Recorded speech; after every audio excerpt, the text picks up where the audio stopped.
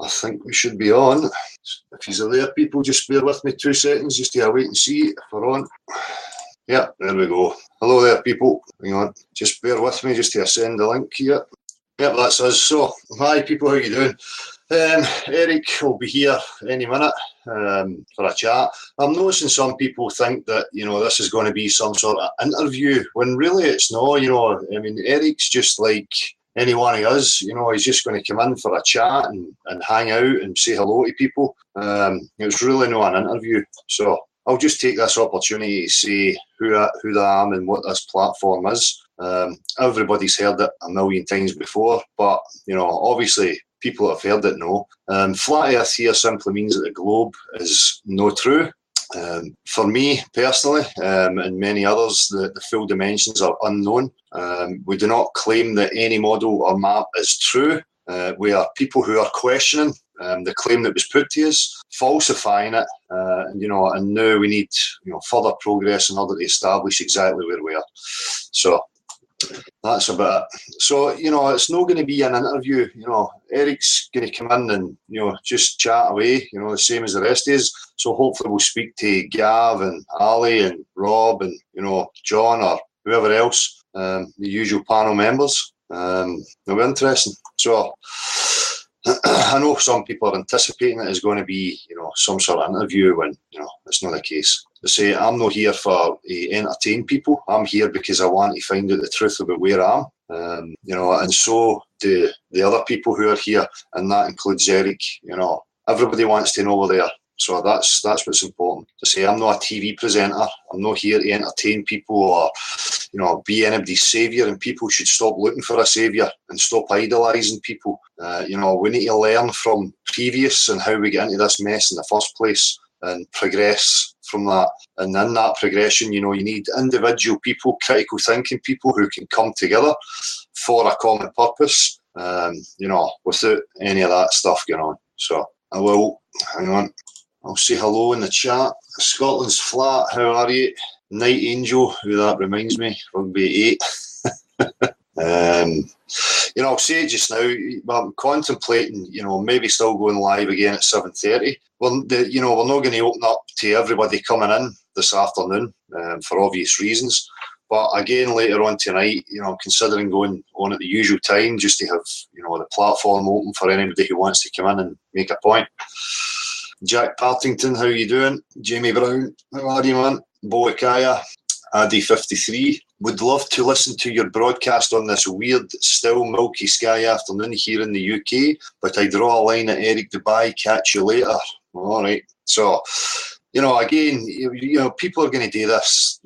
He's a shill, she's a shill, everybody's a shill. As I've always said, I stand on my own platform, I stand alone. I don't need to spend my time pointing my finger at people and calling them shills. Everybody has a right to exist, and not everybody has all the answers. So, it's a total waste of my time to spend, my time calling people shills and stuff. I can only focus on what's relevant, what the subject is, and, what the truth is. And that's it. And if people are representing that and people are, dismantling the globe, and pointing out the absurdities and the lies, then, I can only support that. Not everybody is to everyone else's taste. People don't like me, for whatever reasons. People don't like Eric for whatever reasons. But, this is all about your subjective preference. And again, here, if people are making claims or people are telling lies, then I would be the first one to highlight it. So whatever people's problems are with, individuals, that's something you need to work through. But as far as I can see, it seems to me to be a lot of insecurity within people, and jealousy and whatever else, the usual, traits of the human. But, I would like to think we could progress beyond that crap. So, and as I say, look at people's content.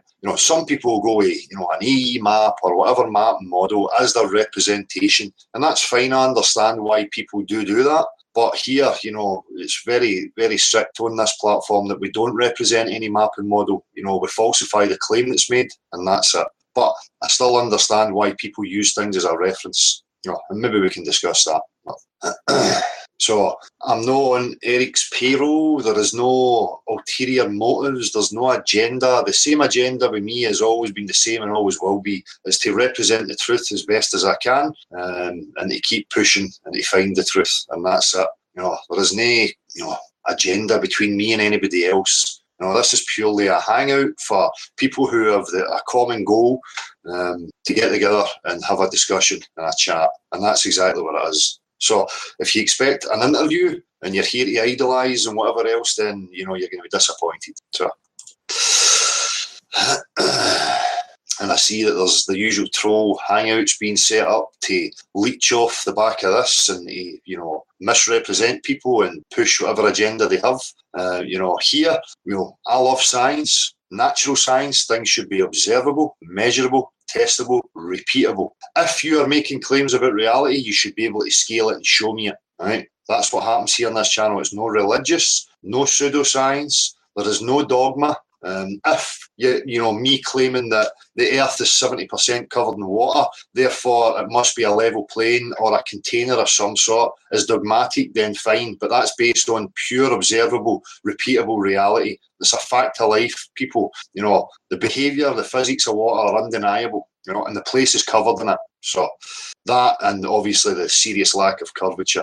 So there is no religion, there is no dogma, there is no agenda here like, some of these people will try and make out, but that's their problem. And I know they're listening because I've seen them, broadcasting live, hanging onto the apron strings of this live event, because these characters will do anything to stay relevant. But, the reality of the situation is anything to do with the globe is now totally irrelevant. It is nonsense. And it is only a matter of time before, it reaches everybody. And hopefully, these people will be brought to justice. And I know many people will be here to, hear Eric. I can only apologise. You haven't to listen to me, but I'm sure people will be along any minute. So I'm going to go to the chat and say hello again. Boakaya. Again, later on, the platform will be opened up to everybody. If you want a link, you can come in and say whatever you want to say, even if you're a globe believer, a concave believer. And that was another one. I seen, the character last night who had put a call out to me to appear on his live event, this concave Christ guy. But he talks to you with total disrespect, with contempt, arrogance, ignorance, and then puts up a hangout demanding that you come there. I mean, if this is no displays of narcissism, narcissistic behaviour, I don't know what is. I don't know about anybody else, but for me personally, I like to gain a bit of respect and trust and get to know people. I certainly wouldn't, verbally attack someone and then in the next hand turn around and invite them into my live show. That's just not how it's done where I'm from. You earn respect. You don't just act like an idiot and then demand that I show up to speak to you, okay? Now, your concave model, as I've said from the beginning, we could incorporate every model, every aspect, and maybe come up with some sort of truth. I don't rule out the possibility that we live in, inside a sphere, but I will rule out that we live on the inside walls of the sphere. We live on a level plane within whatever, the outer dimensions of this reality are. So I don't rule out, the concavity, but, I do rule out that we live on the inside of the walls. It's absolutely preposterous. It's just as ridiculous as a globe, unless, of course, somebody can show me some empirical proof. But again, the concave model can't even get by the first hurdle for me, which is, how does it hold water? And it just doesn't. It would all collect at the bottom, the same as the globe. Although in the concave model, it could collect at the bottom and house it. On the globe model, unfortunately, it's just going to pour off to the bottom into the infinite vacuum of space. But, so, I can entertain concavity. Obviously, there's a certain concavity to it. It's holding the water. It might very well be that we, the full case is a sphere. I've postulated that before. We could be in a sphere that rotates and wobbles. You could just reverse what the globe says. We're in the inside, but on a level plane within it. So don't let any of these charlatans and liars, paint anybody in a certain light. Think for yourself, inquire for yourself, and check out people for yourself. Don't, be swayed by the usual tactics, that we always see of the emotional manipulations and swaying. Hang on, I've just got a message. It's making me install the same plugin again. Sorry, should be there soon. No problem, Eric. I'm just having a problem with the plugin. So, where was I? At the end of the day, I can logically think, I can assess reality, look at some of the science. And again, we live in pressure. We have this vast ocean. It's no beyond any stretch to think that it could be a sphere that we're contained within or anything. But, I certainly think it is a containment of some kind. In order to maintain a pressure, you have to have some sort of sealed unit with maybe inlets, outlet valves. I don't know. I can only go by what I see in practical reality. So, I don't rule any of these things out, but, I'm going to rule out ridiculous nonsense like living in the inside walls, or we live on a pizza dish, or we live on something with an edge floating in space. These are ridiculous cartoon ideas and images that, whoever have pumped out there and people have adopted. And you also have the opposite, the globe believers who, use it as a straw man, and they generalise and attach it to everyone and think that everybody represents a pizza dish flying through infinite space. So, and again, these people, if they were really sincere, they would come to discussion. But, unlike me, I don't have an agenda to push. I have no beliefs to protect. I have no map and model or any of these things to protect. The only thing I have to protect is the truth, the reality of my situation, which is I don't know. But these people, they seem to have an agenda. They want to push these maps and models as, fact, that that's the way it is, without any real proof for it. So they are the dogmatists. They are the ones with an agenda. You don't get that here. Joan of Worms, how are you? Marshall, I hope we Stuarty boy will appear, Magumba. Joey Furnier, everyone drop a like. This is going to be pure gold. Don't be heaping the pressure on here. What are you expecting? It's going to be the same as ever. Just, some guys talking to each other. TLU, there was a college university study that actually revealed, after measuring scientifically, that multiple states like Kansas and Florida are literally flatter than a pancake. I don't doubt it. That's the point, As I say, I'll say it, I keep repeating these things, that you hear so many people talking about instrumentation for measuring. And for me, the water is more accurate than any of these measuring tools that man is inventing or creating. So, I can, these images that NASA show, we can discount all that because we know what observable, testable reality is. It just really doesn't count. Hello, Gav. How are you, man? Hi, excellent, man. Thanks. You hear me okay? Yeah, I'm all right. Yeah, the house full of guests. Sorry for being a bit late, but I see I'm not the only one, so... Yeah. No, Eric's having a bit of trouble with the plug-in. I think he had a wee problem when I spoke to him earlier, so... okay.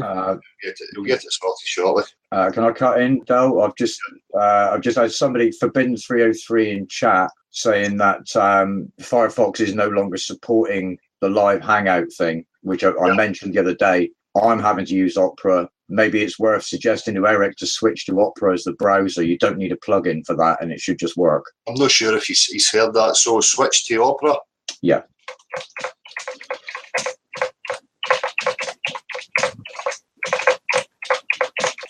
Yeah, I did the same thing. I switched to Opera as well, or to another browser here, because Firefox don't do the business no more. No, there was mixed reports about it the other day, Gav, but the feedback we're getting from chat is that it seems to become universal now. So if we jump on a different browser for a minute, we should be cool. Sorry, do we need to move? Is that what you were saying there? No, I mean you're still running, Dale, but anybody that's having trouble needs to bail to Safari or Opera or something different. Cool. I'm sure he'll get it figured out. I've messaged him there just to say about the Opera, in case he's not heard it on this. So aye, Gav, you had a good time, your party, mate, aye? Aye. Well, I've got a house full of guests still, so... Expect interruptions then. Well, I hope that it doesn't get too loud next door, yeah. At the mute. I've got my daughter's birthday and she's got her friends round. They're sitting in there next door discussing the flat earth, so just leave them to it for a while. Excellent. So I enjoyed the last one about the natural perspective. Aye, good. It's a topic that's interested me now for quite a while, just how all that works and where we went wrong, do you know what I mean, and understanding it and what to do about it. Because, when you look at things like perspective geometry, which used to be on the curriculum in schools, they've stopped it now for about 200 years, Yeah. It was a complete science in itself, because it, was key to architecture, draftsmanship, navigation, and lots of things were key to learning, about perspective geometry and how it works. It wasn't just artists that were interested in it, do you know what I mean? It had a lot of ramifications for the construction industries and everything. But you don't get taught it anymore, Yeah. So I think there's still a huge confusion out there as to how that actually works, And I said it in my video, I'm fed up looking at all the shite they talk about, the curve and all that stuff about ships disappearing over horizons, and it's pure nonsense, It's all in your eye, and that's where the curve is, So. Well, that's it. It's the absurdity. A ship going over, convex, curved ocean. We know that to be an absolute absurdity. So when you understand that, then obviously it brings you back to optics and understanding how the eye works. Absolutely. I mean, that's one of the great things about waking up to the fact that it's not what they tell us, because it allows you to take that as the standard. We know it's not right, so you can go back and look at other things in a different light. And it allows you to dig deeper and expose these things as well. Things that don't get talked about, information that doesn't get conveyed anymore. Because there must be something there. Otherwise that they wouldn't be lying. That's it. So it's a fairly easy, logical step to take, Yeah. Well, you can see that with the curriculum. We spoke about that before with the trivium, the liberal arts, and why these things are not in the education system, and it becomes pretty apparent very quickly why they're not in the education system, because you can't have critical thinking populists running about the place. Well, we don't want that, do we? When you're trying to monopolise and manipulate for your own ends, so. Absolutely. Yeah, I mean, even so, there's some things, this whole 17th century, where there seems to be most of the shenanigans going on, whether it's this, these same players, but there's also huge movements in mathematics and physics around that time, when you look at all the major players, a big part of that was the so-called Scottish Enlightenment, around the time where there was a lot of these people that had amazing inventions, and a lot of the mechanical world of today is built around what was discovered or created back then, and now it's been I don't know, hijacked. I don't know if that's the right word, but a lot of the stuff is now abstract algebra, group theory, set theory. Mathematics has taken a turn in the direction away from geometry, and that stuff just doesn't get properly connected anymore, so people are just not, correctly informed about what it's about, and then it's easy to tell the stories, That's it. That's it. People don't realise that it is just a language. We've obviously spoken about this before, but it has to correlate to observable reality. You can't come up with mathematical equations and fanciful stories that are in absolutely no way, shape, or form representative of reality. No, absolutely. I mean, if you remove natural substance, from the whole introspection of mathematics, right? So it's not tied anymore geometrically to nature's forms, to nature's, things, like that we are. And if you remove mathematics and separate it from that, then it has no basis anymore in reality, So. That's I think what they've done in a lot of different subjects. They've taken nature or us out of the equation, and then it's easy to fill up that gap with nonsense. Yeah. Sorry, I'm just going to copy this again. Eric's having trouble. He doesn't have a Magumba. We have a Magumba. We tried this earlier and it was fine. Gremlins in the works. The usual. So I'm doing another part to that series as well. Do some more practical examples just to drive it home. I want that how should I say, that whole topic put to bed, so to speak. It shouldn't necessarily be able to come up again, I hope, afterwards. And there's a lot of good guys out there doing a lot of excellent stuff. Yeah. I mean, I can shout out to a few folk. I like, you know, what Nick's doing, huh? You know, and people like, yeah, exactly. People like P-Brain, and there's a few others that, you know, I've got it as well, right? You know, and I'm trying to put it on a more academic founding, you know, so that it's not just that people think that it's a bunch of, you know, people that don't have a clue, you know. You know, which kind of brings us to that whole point, you know, that I'm looking to, how should I say, push the academics come to the bloody table now and start to look at this thing seriously, you know.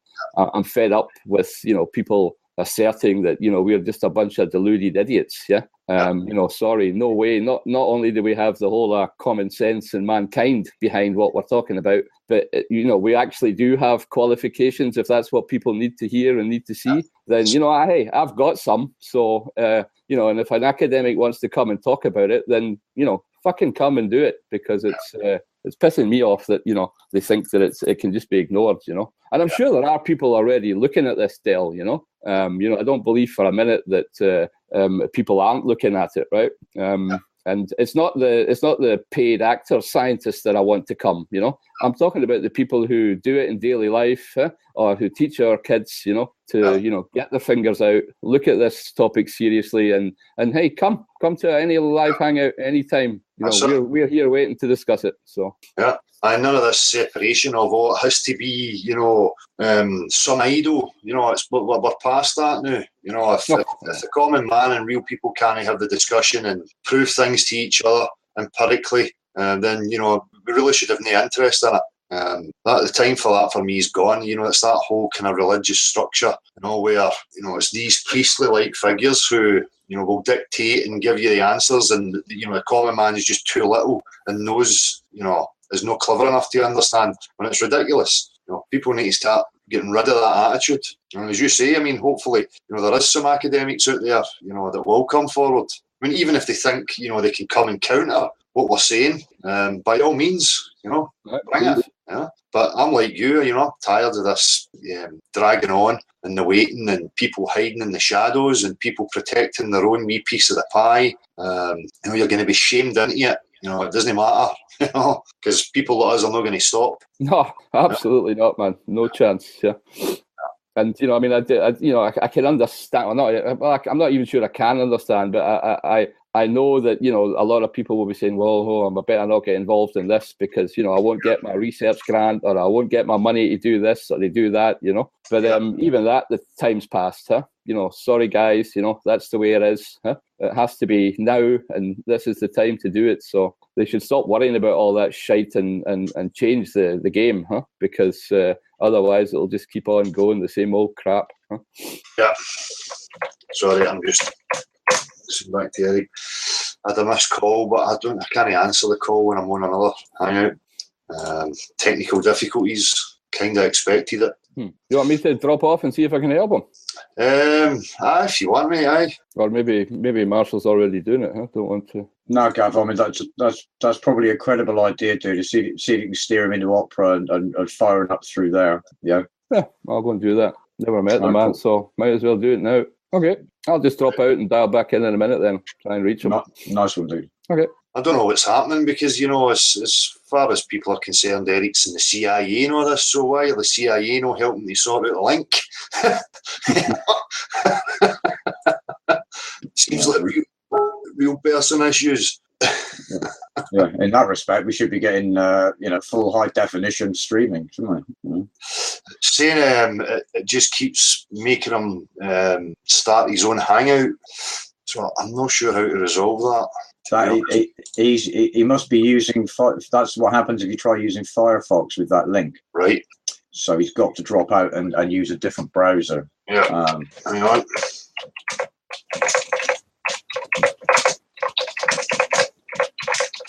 Is it the Firefox? Firefox is the problem at the moment. Yeah. He's not using Firefox. He knows that.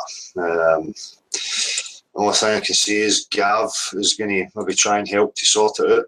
Well, I mean, what's marginally suspicious is that, I mean, you know, you've had some communication with him today and the link was fine. And as soon as we're live, then all of a sudden there's a problem. Well, as I say, you know, I expected the gremlins to start. So Maybe it's down to Stevie. He has been cursing us in the chat box. Oh, well, I was cursed again last night. You know? He's had to go and sit in the corner, I'm afraid. Yeah. So we can only apologise, people, for the technical difficulties. We'll see if we can get it resolved. So Gavin's away to see if he can help. You know, Martin's suggesting a reboot of the Hangout, but at this point, if everybody else has got a clean link, then that's not going to help us, is it? Yeah. Well, this is the thing, you know. We're going to have these problems, so we can only go with it, see what happens. I'm sure we'll get it resolved at some point. But I mean, you know, as Gav was saying, you know, any academics or people who think they've got something to offer, you know, it would be great for you to come forward. You know, real people are here waiting, you know, tired of the bullshit. It's just not going to wash anymore. And as I said to people before, it doesn't matter to me now, you know, what space institutions and what images they produce. You know, they're never going to trump natural physics. I know that it's not what they tell me it is, and it doesn't matter what images they now produce. So, sorry, bear with me 2 seconds. So I can only apologise, people, if you're just here or having some technical issues.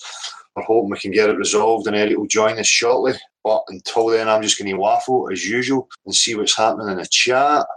We got a bit of troll activity as well. There's a surprise. Name of Gavin's channel, please. We'd like to see his videos. It is Vortex Puppy. I really need to start linking everybody who comes on into the description box. It's my bad. And the same with the messages. The messages have just got so many. It's really difficult in my situation to sit and have the time to respond to them all. Nicole Jones, no papers needed. We are all scientists, exactly. And that's the attitude we need to have.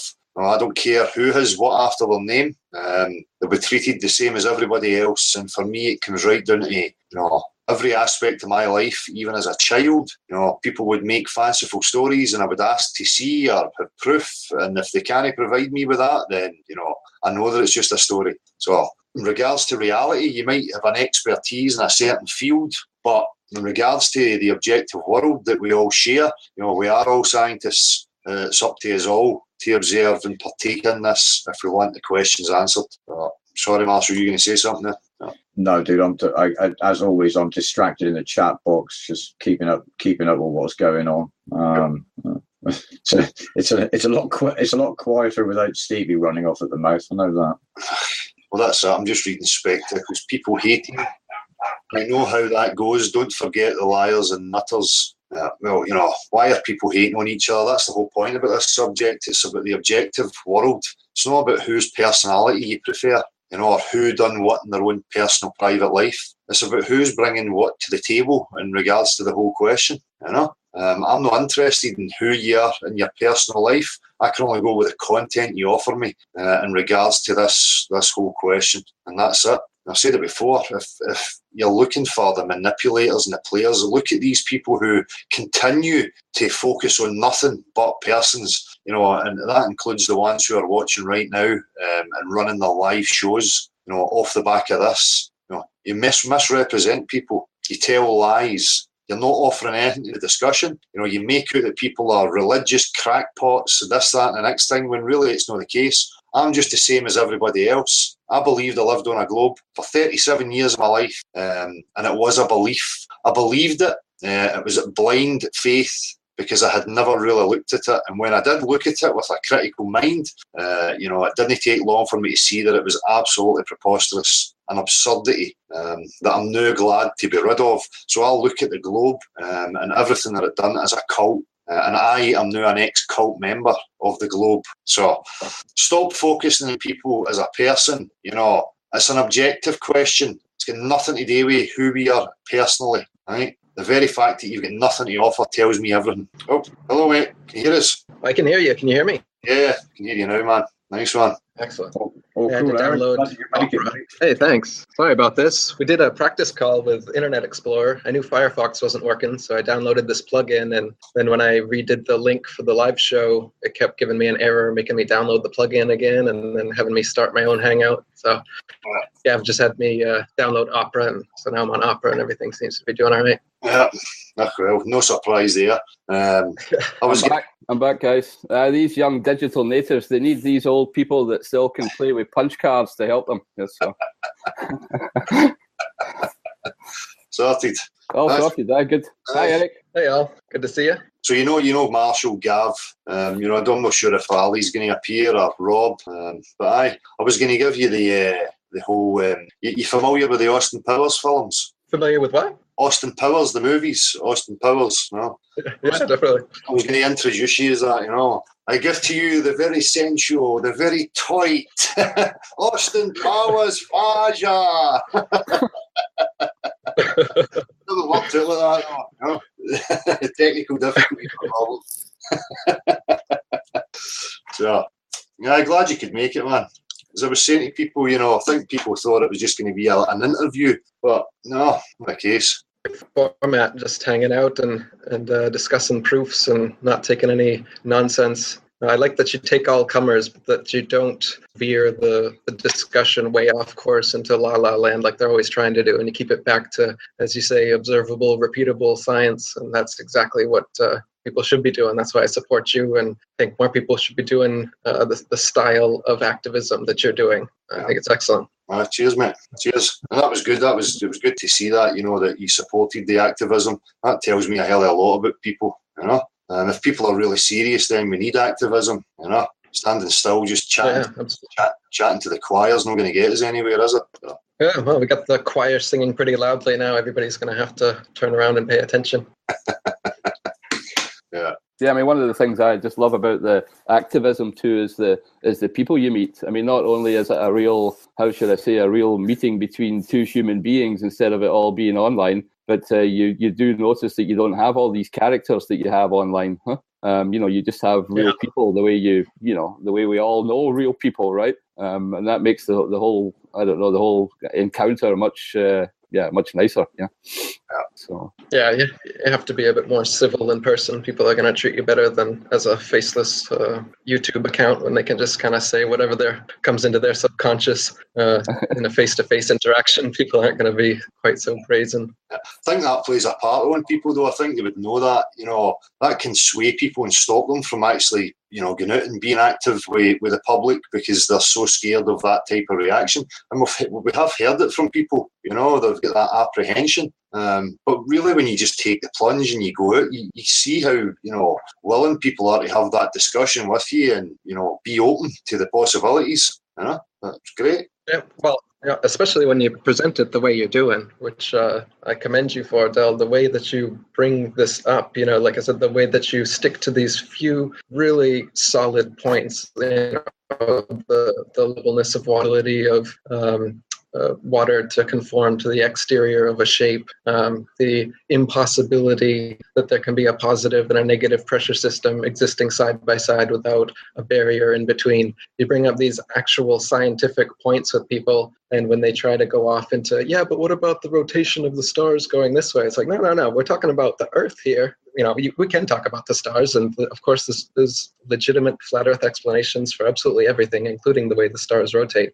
But point being that people, instead of sticking to your arguments and the science that you're presenting to them, they want to go off into these other things where they can, in their mind, keep believing the lie. But if and that's what they want to do, it's their natural tendency. Well, but what about, don't toilets spin the opposite way in hemispheres? All these things that they've heard, and you gotta give them the refutations, sure, but you also gotta always bring the conversation. You gotta take control of the conversation. Is what I'm saying, because these globe heads, they're always trying to take control of the conversation and take you into all these irrelevant topics. And what you do really well, and what I wanted to bring attention to, is that you don't let them do it.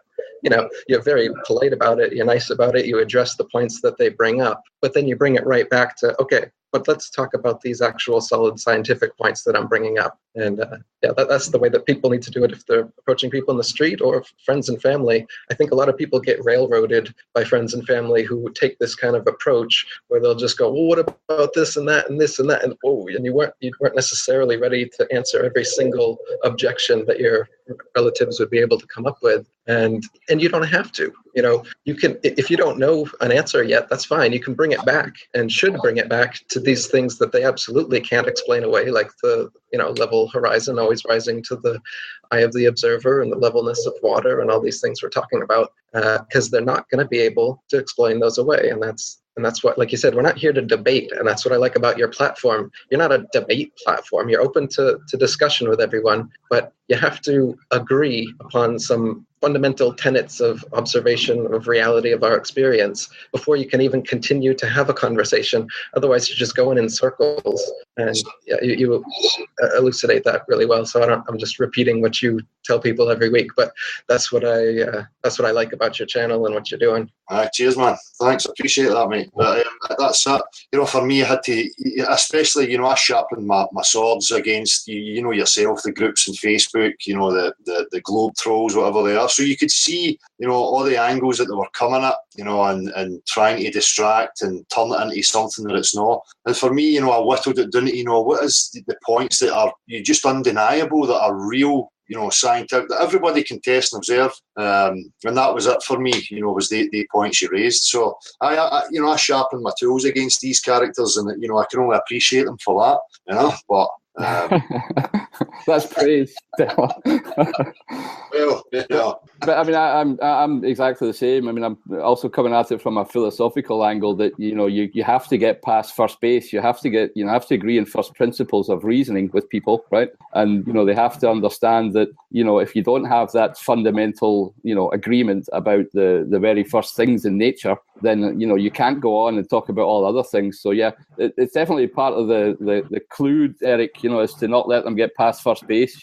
Because you can't start a hypothesis arguing against the facts. You can only take facts and then go on and make hypotheses, not the other way around. It's just bad science, if you do it the other way. Absolutely.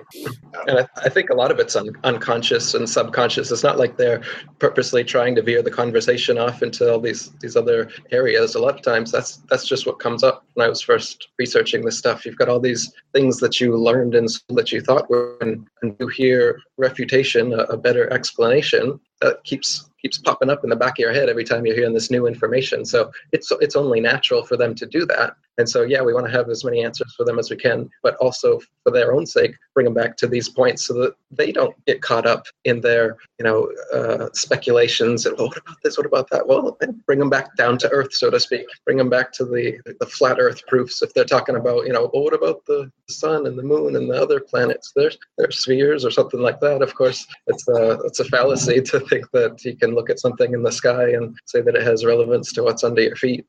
But that's all it takes. All they had to do was say that those are planets up there and this is a planet under your feet. And people are like, well, they use the same word for that. So that's a proof, right? That's it. And that is a lot. I still to this day, that's one of the main comments I get.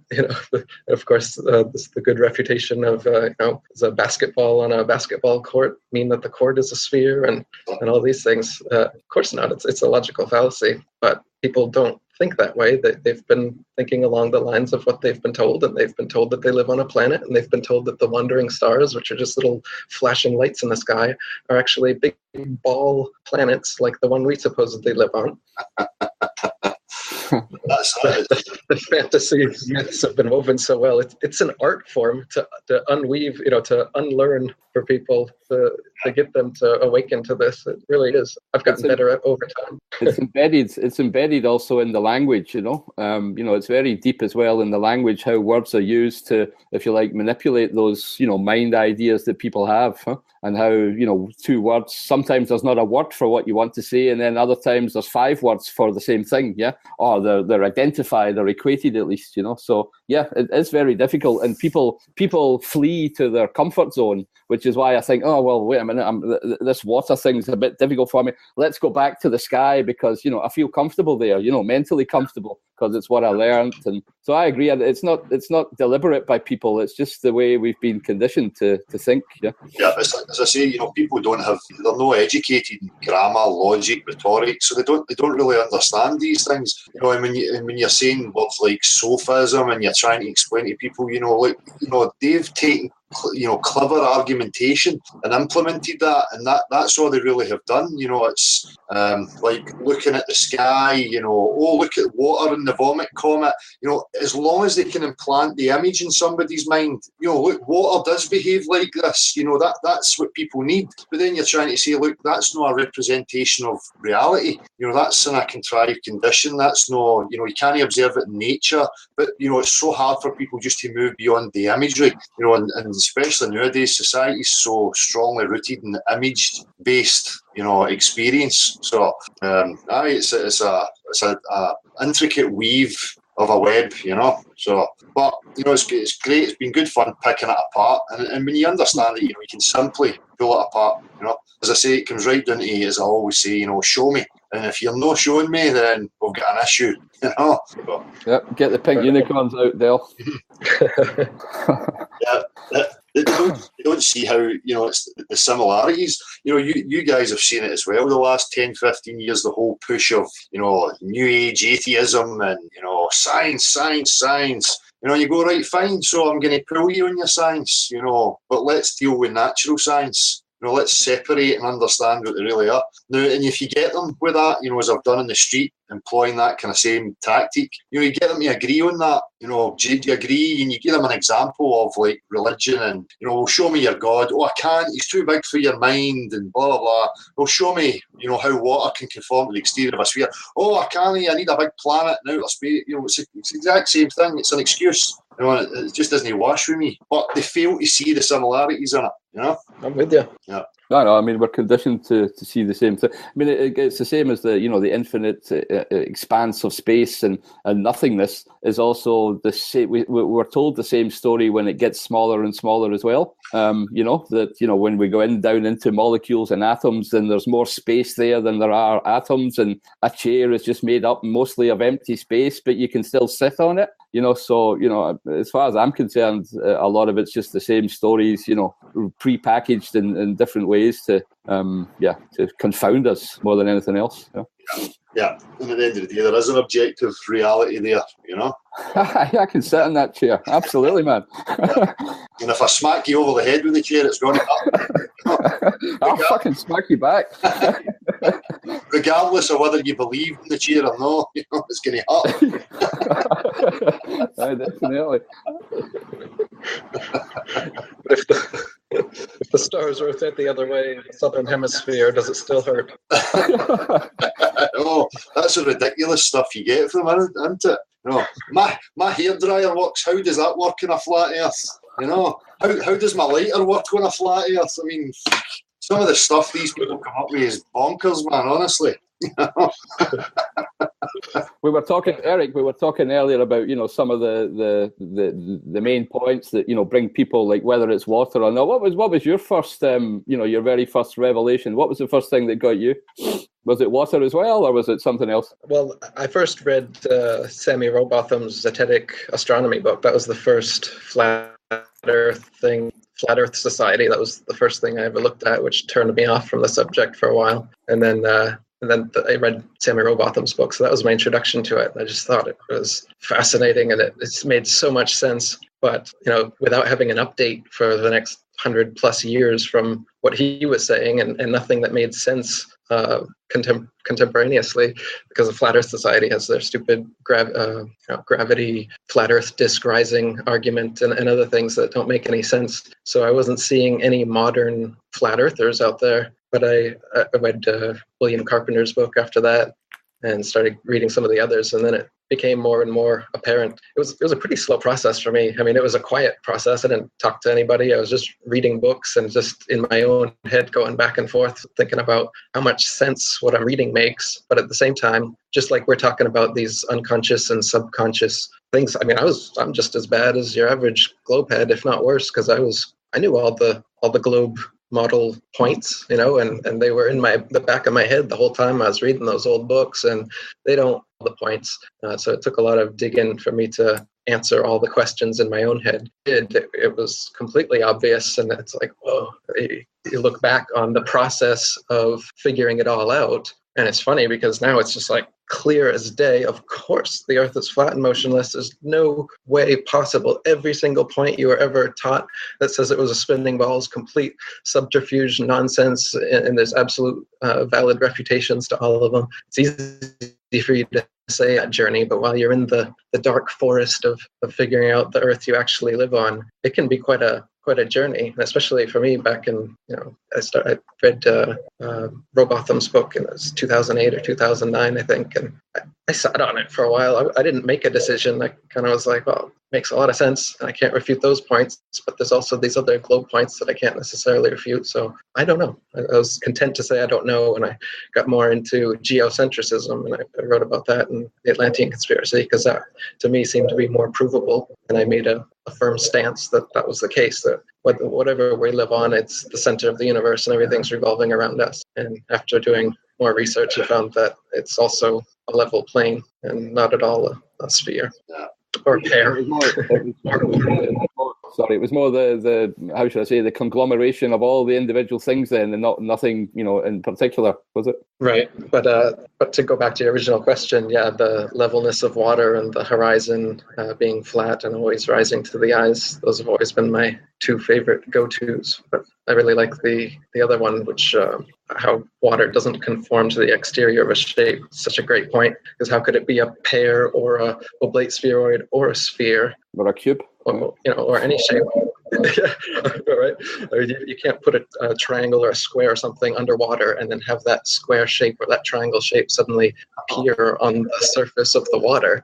So how could we be living on a ball, oblate, or pear-shaped Earth that does that? I mean, that's scientifically ridiculous and philosophically just completely ridiculous anyway, which all of us knew as a child. When you first, I remember when I first heard in school that the Earth was a ball and it was spinning, I made a clear distinction in my head then that what I was going to learn from now on wasn't as concrete as everything I'd been learning before that, because it was very early on and all we'd really learned was English, reading, writing the alphabet, math, basic arithmetic, addition, subtraction, stuff like that, which made perfect sense. But then we got into the ball Earth, completely contrary to anything I could experience. I remember looking out the window and just being like, it doesn't make sense, but the teacher's telling me, went home to my parents, they said it was the case. And so you just kind of like, all right, I guess that's what it is.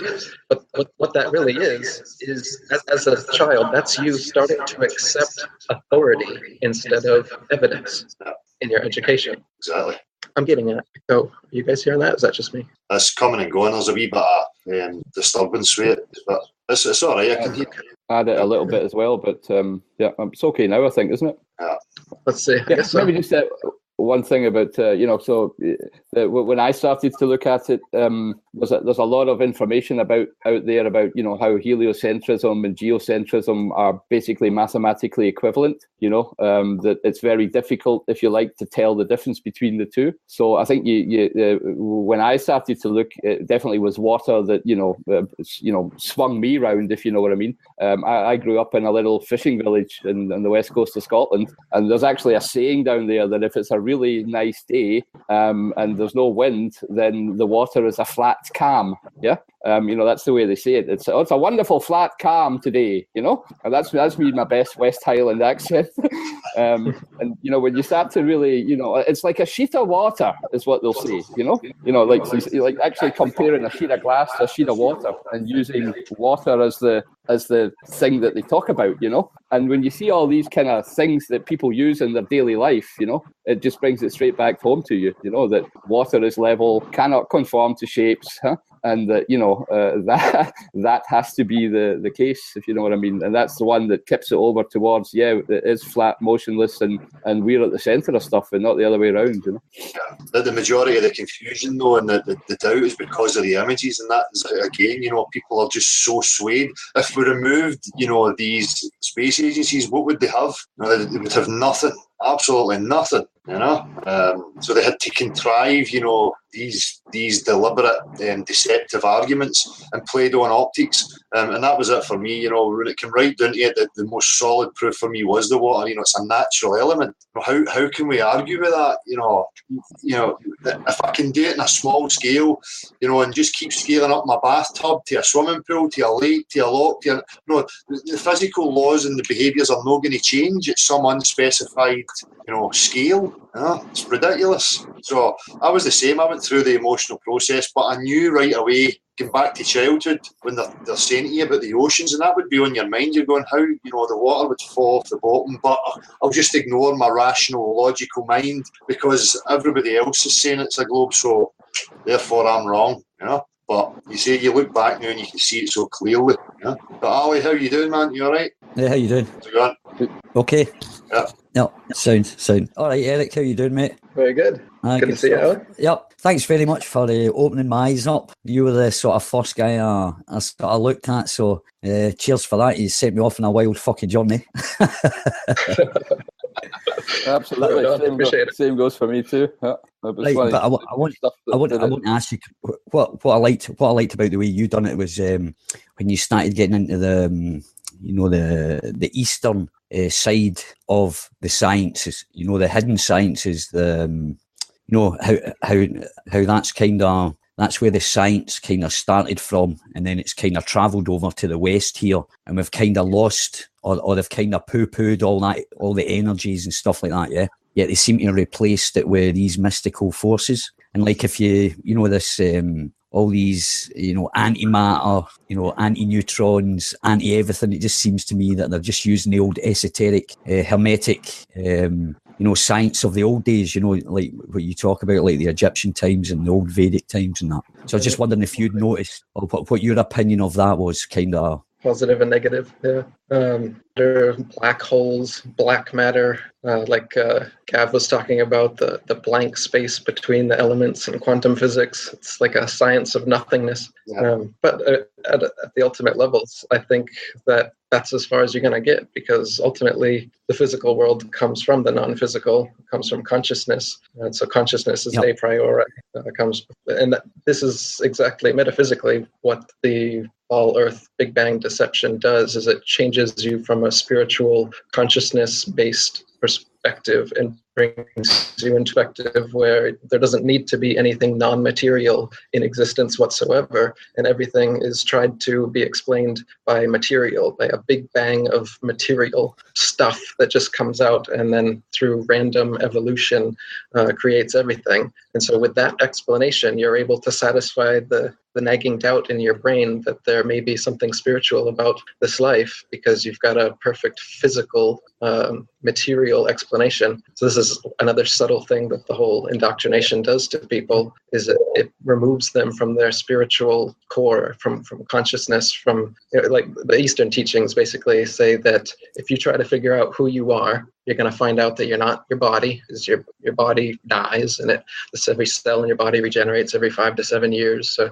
there's nothing remaining there, yet you have this feeling of I am at the center of you that never changes since you were a child. You remember it, and that thing is there. And so you think, well, what is that? Is that my brain? Well, it's not the brain. It's not the physical matter of the brain. It's not even the mind or your thoughts, because the thoughts just come in of their own accord. And so if you meditate or do things of that nature where you just sit and observe thought, you realize that what you are at the core is the observer, or the consciousness, the awareness. Yeah. You're not the mind, you're not the body, you're consciousness. And so that's what we all are at the root of everything. And that's what it is. If you wanted to define God, the most accurate word in the English language I like to use is consciousness, or some variation of consciousness, ultimate consciousness, infinite consciousness, the original consciousness, the one objective consciousness, or the omnipotent, omnipresent, omniscient consciousness. And this thing would be the thing that pre-exists the material world and would be infinite. If infinity is an actual thing, this consciousness would be it. And it is the same at the center of all of us. If I was born Del or Gav or anyone else and experienced every single thing in the way that they did, my mind, my consciousness would be perceiving through their mind, their thoughts. But that consciousness is the same. So we're all the same at the root of it. We all have that same I am and I am not feeling. And I would say that that's like the illusion, the maya, as they call it in Eastern philosophy, that we're living in, is that believing that we are this subjective packet of consciousness, rather than knowing that we're actually the one present, omnipotent, omniscient being that they refer to as God. That would be what we all come from. But as God, what do? The only thing you can do as the all-powerful being that has all potentiality, well, you got to manifest something. So you manifest a physical world of duality, of opposites, and you even place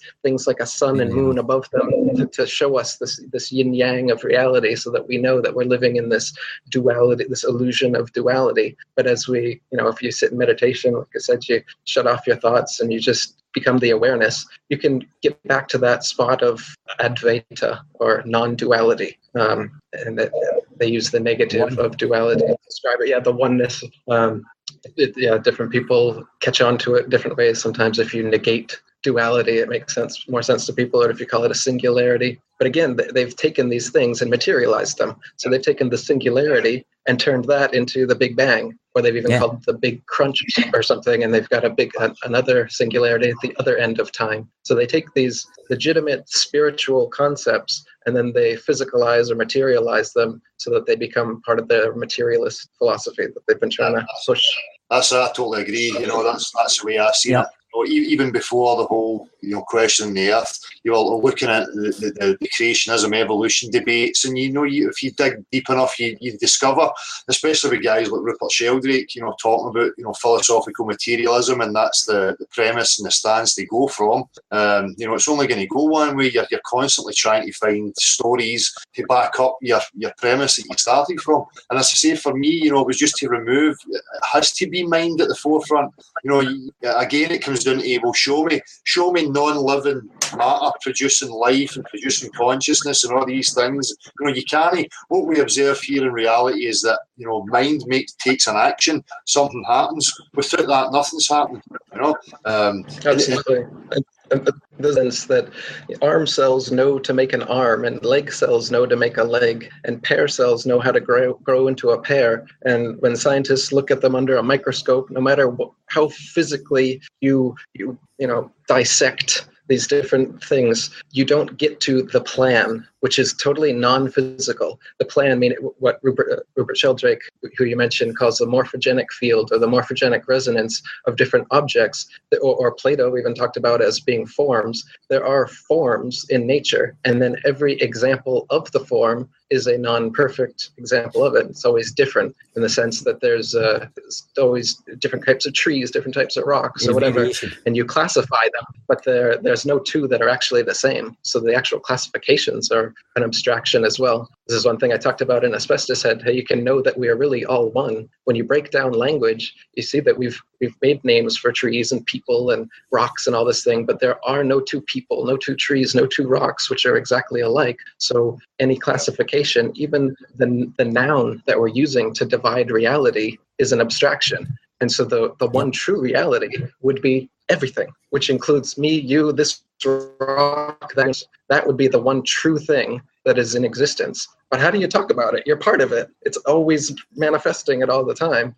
And you can't study it either. Yeah, right. Language is an abstraction. You can only drop acid and experience it. Yeah, that's it. Or take mushrooms. Just one comment from me here from a mathematical perspective. So, infinite and zero are two concepts that I don't, agree with. Basically, if you're talking about infinity, then, even to count to infinity would entail an infinite amount of time and an infinite amount of energy. And both of these things to me are absurd, because, at least I can't imagine it. And I think people who do try and imagine it or think they imagine it are just imagining themselves imagining it, but they're not actually thinking about it. Yeah.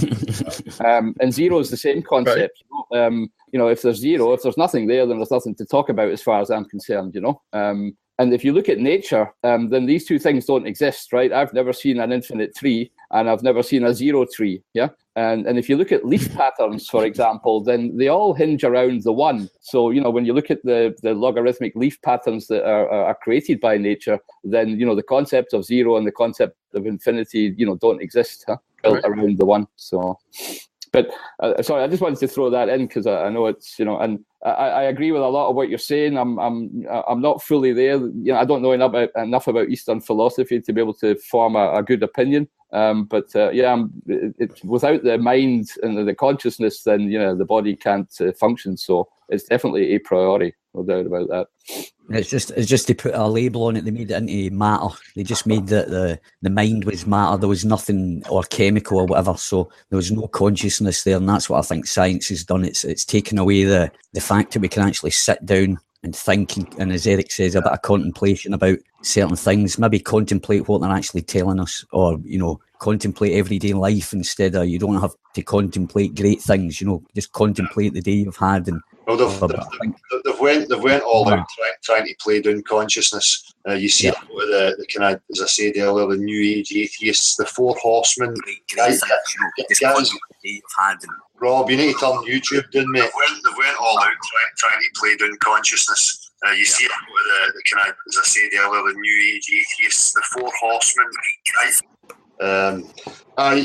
Guys like Dan Dennett, just to make that point, I remember him talking to Stuart Hammeroff. I've said this before, and Dan Dennett will say, consciousness is an illusion. It's a higher, it's a coping mechanism for higher brain functions. And Stuart Hammeroff stumps him right away, and he goes, well, who's experiencing the illusion? What is it that's experiencing? If your consciousness is an illusion, what is it that's experiencing it? There's absolutely no way around it for them, but you can see the push, what they've tried. For me, they tried to remove, intelligent design or any kind of thoughts of that matter. You hear people saying they tried to hide God and remove God, but for me, I think, remove the process and you on that avenue of contemplating design and, being a part of something, because obviously it's going to lead, and that's the way I feel, exploration would maybe lead us to discover, great things about who we are and how this came to be. But they have been hell bent on pushing as the opposite, as far as I can see, anyway. I think we should be more intent on exploring ourselves rather than exploring what's about there. And I think we'd come to we'd solve things a bit quicker. Yeah. Personally. Yeah. Hi, Rob. You all right? Can you hear me? Yeah. Robbie. Hi, Al. Hi, Eric. Hey, Rob. Hi, Eric. Rob here. Good to see you. Good to see you too, yeah. Yeah, I just wanted to say that, about 3 years ago, I just watched one of your videos, and within about 30 seconds, I knew, fuck's sake, I've been lied to, and I knew it was flat then. And and now I'm here, And one of the points I thought was that you mentioned was very good, that, from the Flat Earth Horizon, the stuff that Dell got organised looking at water, that I think that's just magic how it's managed to get us all here now, But you started it for me. Yeah, man, Dell's doing an excellent job. I love this channel. I listen to all the shows. Yeah, and I'll get back to you on the music, okay? Cool. But I think this oneness is definitely something we should be looking at. Yeah, that's great to see people coming together. It really is good. It's been a long time coming, but it's something that needs to happen, I think, So have you got a music thing planned? Have you another music thing happening, Eric? What are you doing, Rob?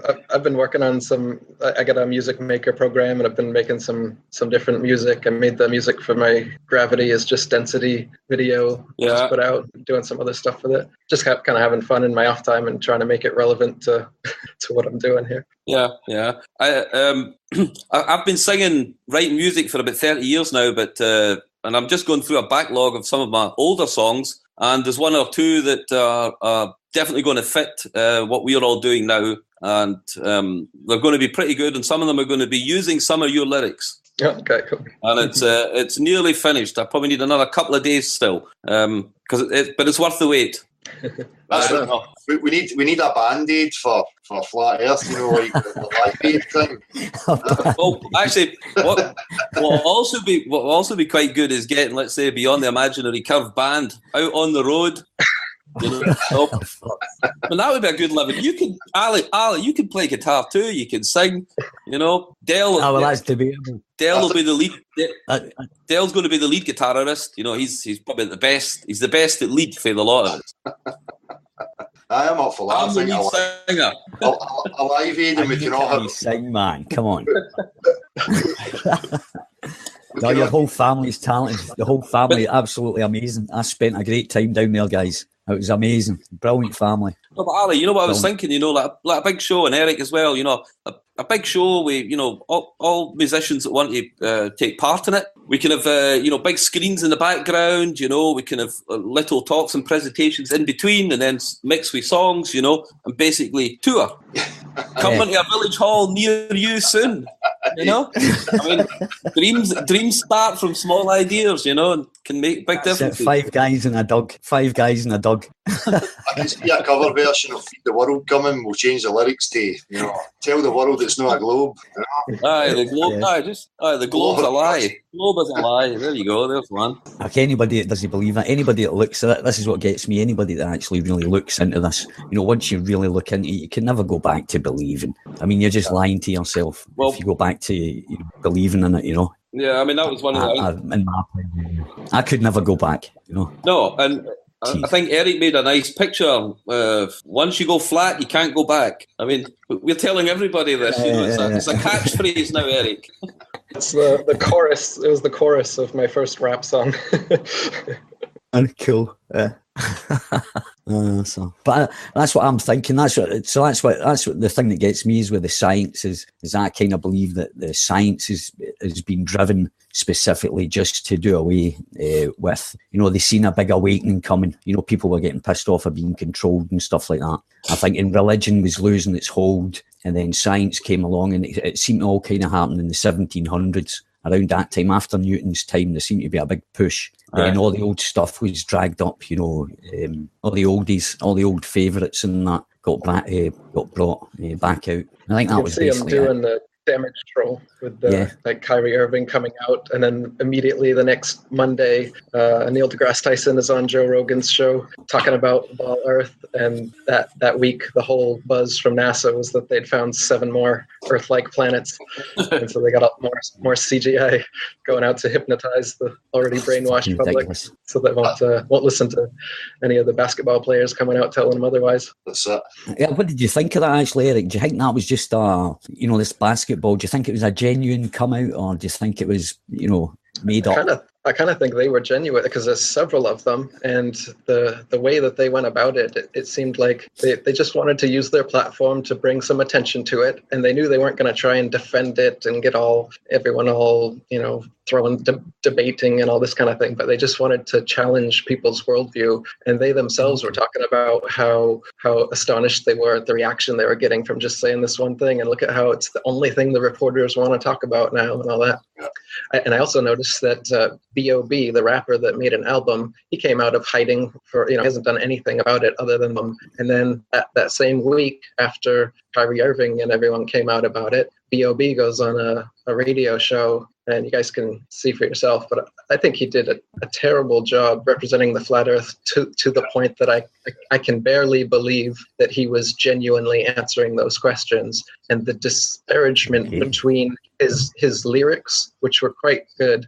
He's done a lot of good conspiracy, flat earth, and other topics lyrics, and the way that he behaved in that interview and the way that he answered or didn't answer questions was really disappointing, and just totally made me question. What show was that, Eric? Sorry for interrupting there, mate. What show was that? I don't know the show. If you type in B.O.B. flat earth, it should come up, because it's literally the only thing he's done publicly about it other than his album. So I don't know whether it's intentional, whether he, you know, has been a plant all along, or whether he's been gotten to, and that's why he's turned into a completely inarticulate, you know, representative of the flat earth, even though his album, he's able to be incredibly articulate while rhyming in time.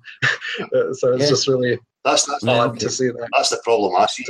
You know, that's the problem that gets me. You know, and they always, as you were pointing out earlier, Eric, you know, don't let them away with it. When I watch these people and I see the thing, you just wish you were in that position. You know, and you're going, why are these wishy-washy characters sitting in that position? Do you know what I mean? If it was me, I'd be like, no, fuck you. You know, let's get back to the point here, and, you know, really hammer them on it, but they just don't seem, whether it's, they've just tipped on it and it's something that they've jumped on board with and never really gave it any other thought. I mean, you've got to remember, these people are sitting with, a huge amount of wealth. They've got so many other distractions that they can be getting on with in their life. That they might not be as committed to it as the likes of myself. I don't know. But I don't lend any credence to any of these characters because they don't represent me. And any time I hear them speaking, I just get let down with the attitude they have and what they actually say. So aye, I'm the same. Most of them are people that want to get agree. Right. Sorry. If you want to get into activism, just do your own thing. Start putting out good content that you agree with, and don't worry about the whole, shill show or the community or whatever you want to call it.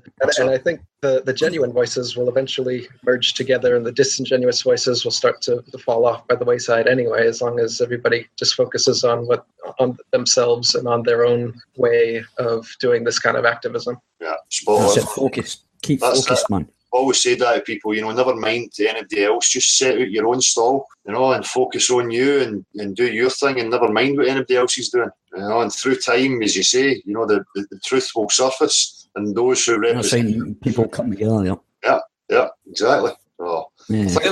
On you go. On you go, mate. Aye, my fella used to say, that we should just make our own music and just play it. And if folk don't like it, well, they can fuck off. Yeah. Just do it for yourself. Seems like a wise man. Wayne's World, I'm showing my depth of film watching here, with Austin Powers. New Wayne's World. Fucking philosophical deal. There's that line in Wayne's World, if you build it, they will come. That was ripped off from Field of Dreams, actually. If you build it, they will come. I never watched that. That was probably too intellectual for me at the time, so I go with Wayne's World, But No. I'm sure there's more to you than that. It's all surface stuff, Ali. I'm really shallow, mate. No. So anyway, I was going to ask you there. Were you, about the Masons or that Illuminati thing, right? Were you into that before you came across the flat Earth, or did that come afterwards? Is that kind of? Are you asking Del or me? No, I was asking you. Oh yeah, I was definitely into other conspiracies before the flat Earth. 9/11 was pretty much the first awakening one for me. I think it was 2005, 2006, somewhere in there. I started watching documentaries and reading books. I got into Alex Jones and David Icke and Michael Tessarian, all those other guys that were out there spreading the word about this kind of thing at that time. And I just got hooked first on the mystery, and then once I figured out how many of these things were actually legitimate, I was hooked in another way, in the sense that I just couldn't believe how deceived all of humanity had been and how controlled we were. And then the activism kind of started. I started writing books and stuff just more out of disgust, I guess. I used to scream. Sure, I screamed into my pillow, and had a lot of anger from realizing all of these things and feeling powerless to do anything about it. And I found that the outlet to be able to actually get rid of those emotions, because it just feel terrible when you're finding out all this stuff, pedophile rings, and there's a lot of horrible stuff that goes on, and evil. And I mean, what do you do when you confronted with the amount of evil that actually exists in the world? Well, you can do one of two things. You either cower in fear of it, and you become a complete introvert that can't relate to anyone, and you don't want to, or you got to get active and you got to actually spread the word, and you got to develop yourself into someone that's a good person on the other side of the spectrum, so that you can actually counteract these evil people. We think of good and evil, there's like a spectrum. Most people, I think, live their life in the middle, where they don't make too many waves, because if you're going to be a real, like Jesus, or there's these examples that people have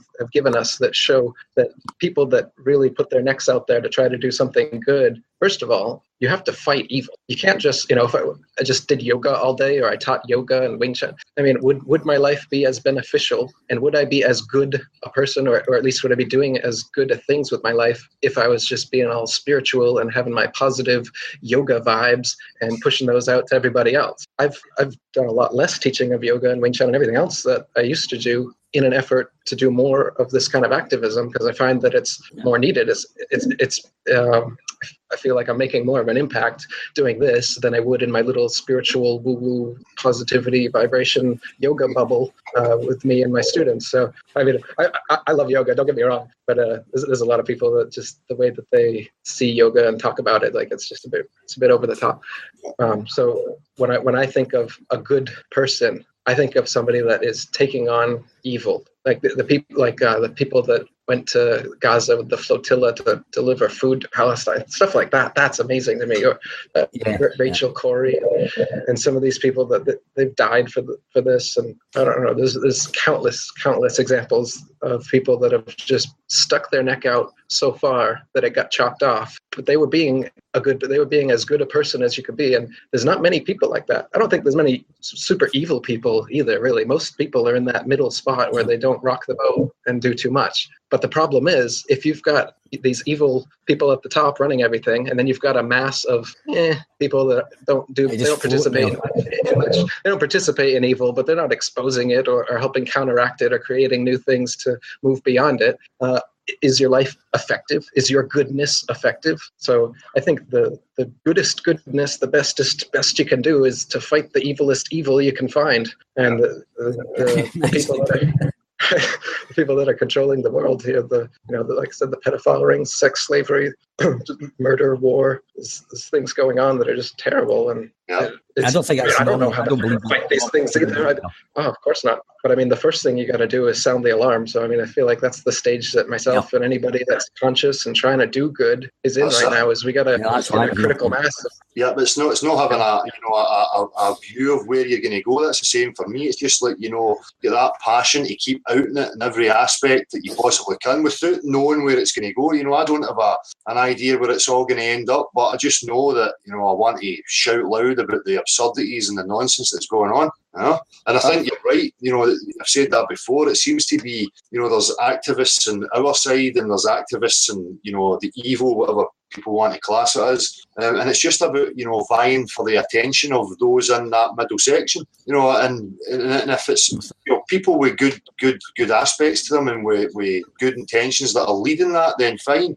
But right now, the way the system is and who's running the show, it's no good for somebody like me. I just don't agree with it at all, Yeah, and you get paralyzed if you don't actually do something. Like I said, there's only really two things you can do when you find out the truth about this: is either keep it to yourself and become a pariah in your own life, or like we were talking about earlier, Del, us introverts that have figured this out, we got to come out of the introvert closet and try to become extroverted a bit and try and spread the word to these people, like you're saying, in the middle here that have been distracted and they don't have the time or the energy or whatnot to look into this. So we got to bring it to them any way we can. Exactly. Absolutely. This is the time now. This is where everybody needs to step forward, It's, again, I'm going to appeal to academics or anybody that's listening to this, step forward, be counted, bear witness to what's going on and do something about it, because we only have two active powers of causation. We can either do or we can forbear from doing, And, people need to get their act together, get their heads out their arses and do things.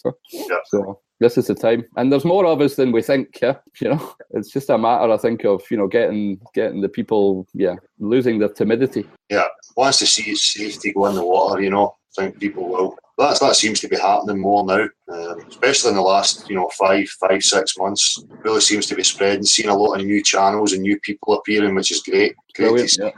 But foreign language content. The Flat Earth Conspiracy book of mine just hit the bestseller list in Indonesia. Oh yeah, congratulations, mate! Congratulations. Did you hear that? Yeah, I did. Thanks, yeah. That's what I meant to say. Yeah, cool, man. Well done. Kind of like a childhood dream of mine. I've been writing short stories and stuff since I was 5 years old. So I've always wanted to be a writer, and so to be a best-selling author, that's a good feeling. I've always always wondered if I'd be able to achieve that. I bet you never thought when you were 5 a flat Earth book. Exactly.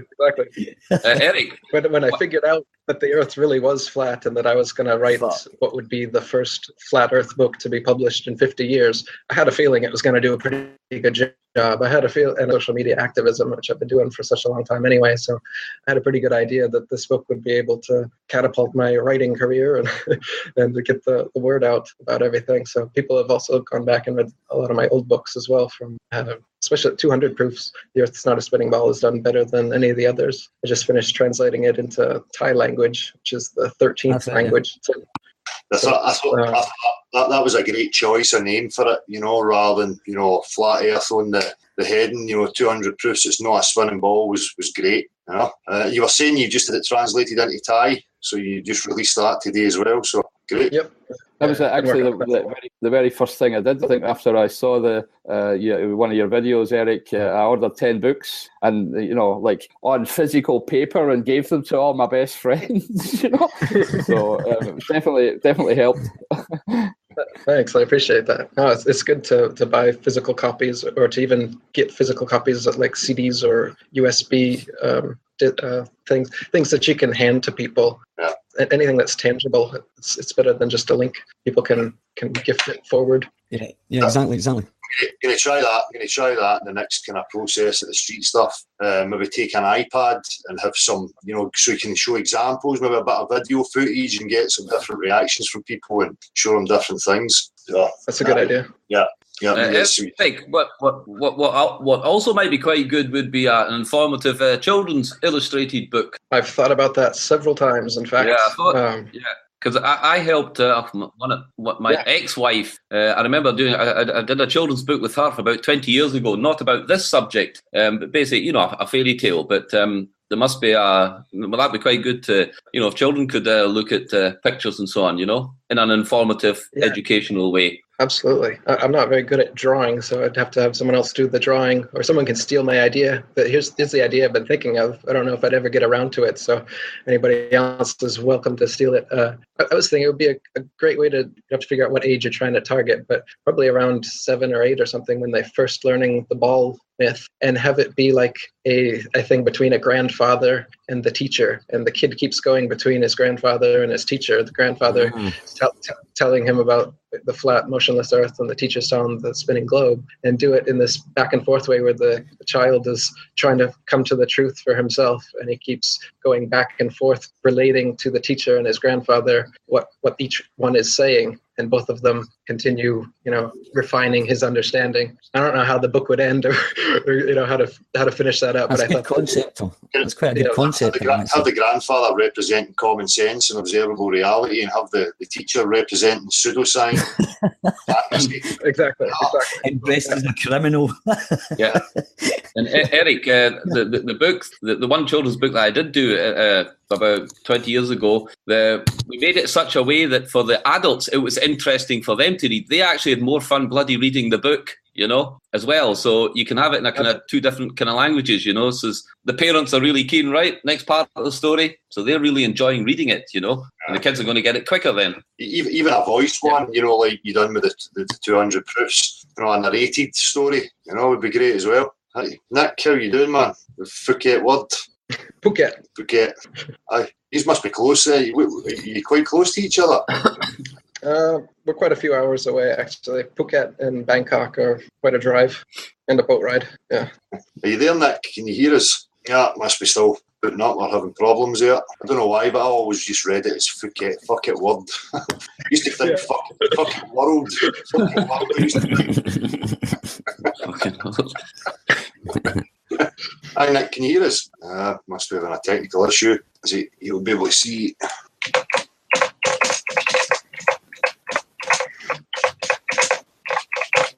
I don't know if you'll see it here on the chat box at the side, will he? Aye, he will. Yeah.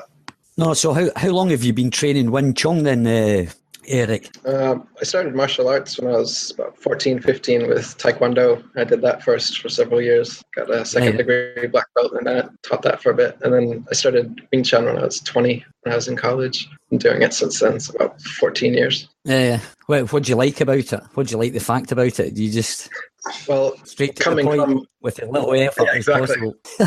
Exactly. It's scientific, man. It's totally scientific.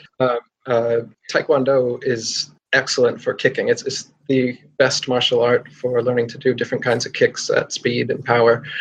So that part of my martial arts game was just fine, but everything else was lacking, and it became apparent when I started training Wing Chun. And Wing Chun does a good job of bringing it all together, especially Jeet Kune Do, which is Bruce Lee's non-martial art that he based on Wing Chun.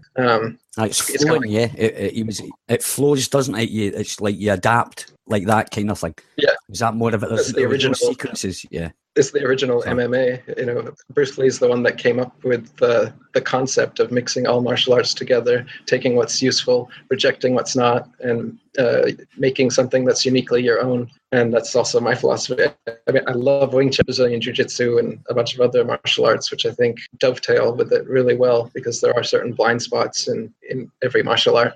So I totally agree with that philosophy and kind of train that way. But I do give special preference to Wing Chun, as I find that if you did have to pick one martial art, it is the one that I think is a great foundation. Cool.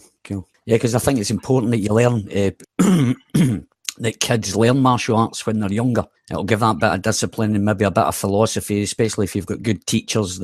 How sometimes you don't like listening to your parents or whatever. There's kind of I like the discipline involved in it, if you know what I mean. Definitely. Or the mindset. It definitely prepares you. Yep, and it prepares you as well for life later on. It definitely does build your character. I believe anyway. Sure. I always enjoyed it more than other sports because there's a practical application to it. You're never gonna kick a ball to save your life, so to speak. But this you can do, and mentally as well. Just knowing that you're prepared if something does come your way, that you can handle yourself. That's the beauty. Yeah. And beyond that, not wanting to. I mean, I'd be the first person to leave a situation that looked like it would be about to be a fight. And that's one of the things you learn from being a martial artist, is that you're never going to be in a situation. I'm not going to be puffing my chest up with anybody. Anytime any kind of situation comes up, and that's how you stay in self-defense mode, because you're trying to leave the situation. You know that there's some aggression coming this way. You want to diffuse it. You want to get out of there, and that way that you're always in the right. Yeah. Whereas if you start butting chests, that's how almost, if you watch YouTube confrontations, I mean, 99% of confrontations can be avoided if you don't drink alcohol and if you don't puff your chest up when another guy does it to you. Exactly. Yeah, that demon drink. Hey, Nick, how you doing, mate? We hear you. Good to see you again, man. Hi. How you doing, Nick? Hey, Nick. All right. Hey, Del. Hi, Eric. How you doing? Hi, Nick. Rob here. All right. Good to see you. Hi, Rob. And you, man. Yeah. It looks like the satellites are working well for us, as someone told me. Don't talk about satellites, please. That's the 99% of all internet cables are under the water. Now, Eric put me straight when I was about halfway through my flat Earth realization. I had a little satellites was my last kind of I was hanging on there, and no, he put me straight on that. So yeah, thank you for that, Eric. Oh, likewise. Thanks for all your videos, Nick. Your channel's excellent. It's one of my favorite flat Earth channels. Oh man, that's very nice to hear. Thank you. It's just like you're saying just now. It's just something that the truth has got to be put out there. And once you know something, just get it out. And the people that reject it, well, they're not ready. The people that are ready will take note, and away you go. So. Well, same approach as we're saying about the martial arts. You just plant seeds, and if you see someone's about to get aggressive, and then you can just walk away and hope that seed takes root later on. That's it. Yeah. And they do. Yeah. Make no doubt about it. They do. Yeah. There's so many people. Even if you've approached them and said something, and they come back to you 6 months later. I had one guy come back to me after speaking to him, 6 months ago, and he said, "I've been thinking about it every day. The seeds do work, and the truth will out, as they say in Scots. Yeah. Well, that's it.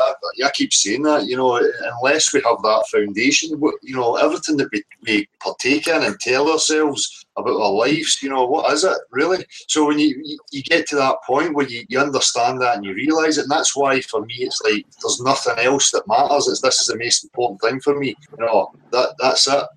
I'm the same, Bill. I don't want to entertain, necessarily any thoughts. I mean, not that I'm an unthoughtful man or that I don't have the same things in my head that everybody else has, but this one has got to be solved first before we can progress further. With our knowledge of whatever it is. At least for me. Yeah. It's the most provable conspiracy. It's the biggest conspiracy, and it's in your face every day because you're walking on this earth. So it definitely doesn't go away. Of course, you're going to think about it every day. Once it's gotten into your mind, it's not going to leave it because the horizon isn't curving, the earth isn't spinning. It's got to stick in your mind that your experience just could be accurate. The things you've been told could be false, and everything you experience just might be true. And Absolutely. Isn't it cool when you realize that is the case? Yep, direct realism. It's quite. Yep. Absolutely. Yep. We were talking about how the negative side of realizing all the evil in the world, but there's also the positive side where you're not one of the deceived people anymore underneath this veil of ignorance, and there's a real empowering thing that comes along with that. So there's that as well. The flat Earth realization isn't a negative thing at all. It's very positive on a personal level as well as on the planetary. How do you say that? Planetary level. Down to earth. Yeah. Yeah, it's like a peace, like a tranquility that comes over you, kind of thing. You take everything in your stride. You just feel things are a lot easier. They always were easy, but I'm just saying it kind of you change. You experience something anyway. It's the excitement of discovery again, I think, for me. Right. We were talking about earlier about the materialism and that whole idea, and when you're in that mindset and you're not questioning the globe and you're perceiving everything as being in a sphere, flying endlessly through space, and you're trying to rationalise and think about ideas about existing, and then when you realise, no, wait a minute, that's wrong. That for me was I was relieved. Like there's exploration now. There's new possibilities. Whereas back to the globe, I was seriously having to entertain materialism as maybe being true. I was like, oh no. I was like Nick was saying about hanging on with your fingers. Going, there has to be something. But I'm honest enough with myself to go. Nothing else makes sense. None of the religions make sense. None of the these ideas are making sense. Maybe materialism is true. Maybe it's just an accident and there's no real meaning. And fuck it. You're actually at that point. And for me, when I had that revelation, it was like a relief. But no, there is design to it. There is more to it than I thought. I really did think that before as a child. But you get lost in the whole intellectual world, trying to figure things out. So for me, it was a great relief. For me too, by the way. I mean, I think all this, we're always told that all the answers have been are there and things have all been worked out, and you don't need to look at it anymore. It's all been solved, because it brings you into an apathetic, state of mind, basically. Yeah. So I fully agree. It made me research, look, discover other things, and it opens up a whole new world for you. Well, if you really entertain what they try to push, I mean, you're inviting nihilism. I even thought about it, well, if this is really it, and it is really just them, why the fuck should I care about anything? I'm just going to take what I want for me and fuck you, if you get in my way. If you really entertained it, that's where you're going to end up. That's where I could have ended up. Absolutely. And look at the behavior of most of the people that are deepest into that mindset, and you see that kind of ego coming out of them. Notice that the die-hard atheist globe heads, or whatever you want to call them, they're not very civil, are they? able to have a nice conversation and just figure out the truth together. It devolves rapidly into well, I just leave, like I said. But if you stick around, it would just be ridicule and nonsense. Absolutely. It just dissolves into a debate again. We're back to the duality and something to defend and a belief to go for. So, yeah, I agree. People seem to have lost that ability to have a reasonable discussion. Yeah. Here, for me personally, I remember being very shocked. Obviously, after being in Thailand for so many years and not being really connected to the UK, and then being shocked at the reactions that people give you. Those people that have been obviously indoctrinated. Over here, you can go down the road and strike up a conversation with anyone about the meaning of life, and they take you seriously. And you can have a meaningful conversation with a cobbler or a coffee seller. Because something like the shape of the Earth is not something that's defined their reality. They're already enlightened. They already get it. So it's not a challenge to accept or to even contemplate that. Yeah, they already have the meaning of life is defined for a lot of people that are not Westerners or haven't been indoctrinated with the Western science. It's the cycle of life. They've got their thing, their karma to do. I'm here. There's a reason. I might not know what that reason is, but I've just got to go through it and accept it. It doesn't mean you take things lying down, but you just deal with whatever comes in your life and accept that it's something that you have to deal with. It's part of the grand plan. Yeah. The Thai language ball earth propaganda isn't nearly as evolved as the English language as well. So you find that they haven't even heard about a Foucault's pendulum before, or have never heard that toilets supposedly spin the opposite way in the northern hemisphere and the southern hemisphere, stuff like that. So they actually, I don't think, at least in my experience, the Thais haven't been as thoroughly indoctrinated into this whole web of lies as the Westerners have. So that's another reason that it's a lot easier to get to them, because you don't have to debunk nearly as many lies as you do with your average Westerner to get to the inner child that can start wondering again whether they've been sold a pack of lies. Definitely. Yeah, I'm just wondering who came up with that, with the toilet. Who was the first person to say no? The toilet spins a different way down the south. And I'm just wondering it's an African scam on the equator. Yeah, but who the fuck even came up? But who the fuck even thought of that? Yeah, something. Yeah, plumber. It's no plumber. I fucking know, man. I tell you. But who the fuck even came up with that? What a useless bit of information. That's no good for fuck all, man. I'm just wondering, who's the first person to come up with that, But there you go. It's the irony of it. The water's spinning a different direction. You go, but what about the behaviour of the actual water? What happens to the water when it actually sits fucking still? And why is it flowing? Is it because it's, doing a gradient? Yeah. But we live in a globe. But my question is, at what point does it lose its physics? At what point does water lose its physics when it starts sticking to a ball? At what point? Oh, it has to be planet-sized. Yeah. Oh, right, okay. Yeah. But what size though? What's circumference? Planet size. All right, that's good enough for me. Yeah, that's science. With gravity. That's that. At what point, The cure-all. Well, Give me some of that gravity. To throw in a little bit of maths and physics again, the mathematics is sorry, Ali. Mathematics is just the doctrine of quantity and ratio, right? So when we talk about scale, all we're trying to do in mathematics is measure things to a specific scale, huh? So that's where they can do all that trickery that they're doing. Yeah, that's all that mathematics is really about. Yeah. It's estimations and approximations. It's like that Pythagoras theorem. That's only an estimation. You can't really work out precisely what the square of the hypotenuse or what that shit is. You can't get the exact length. You never can get the exact length of that line, the diagonal line. You can never get the exact length of that. Yep, it's an irrational number is what they call it. Yep. Yeah, so you can never get a finite number, meaning then mathematics is shit. Sorry, Gavin, you just wasted all your fucking life. No, I didn't. It's helping me unravel this shit. So. You're here, yeah, exactly. You're here helping. I like maths. Come on, guys. Leave me alone. Listen, your thing in optics, Gavin, was awesome. No, I'm only kidding, mate. But you're still too materialistic for my liking. We'll get you down. We'll get you into the spiritual yet, buddy. There's something out there. No, so yeah, but they've just hijacked it. They've just no, go on, Nick. Sorry. Oh, sorry. Yeah. Well, I figure the sphere is the ideal container, isn't it, to have a specific mass in a specific volume in order to give you they just need it. They require the sphere to make these equations and have and the South Pole and have the opposites.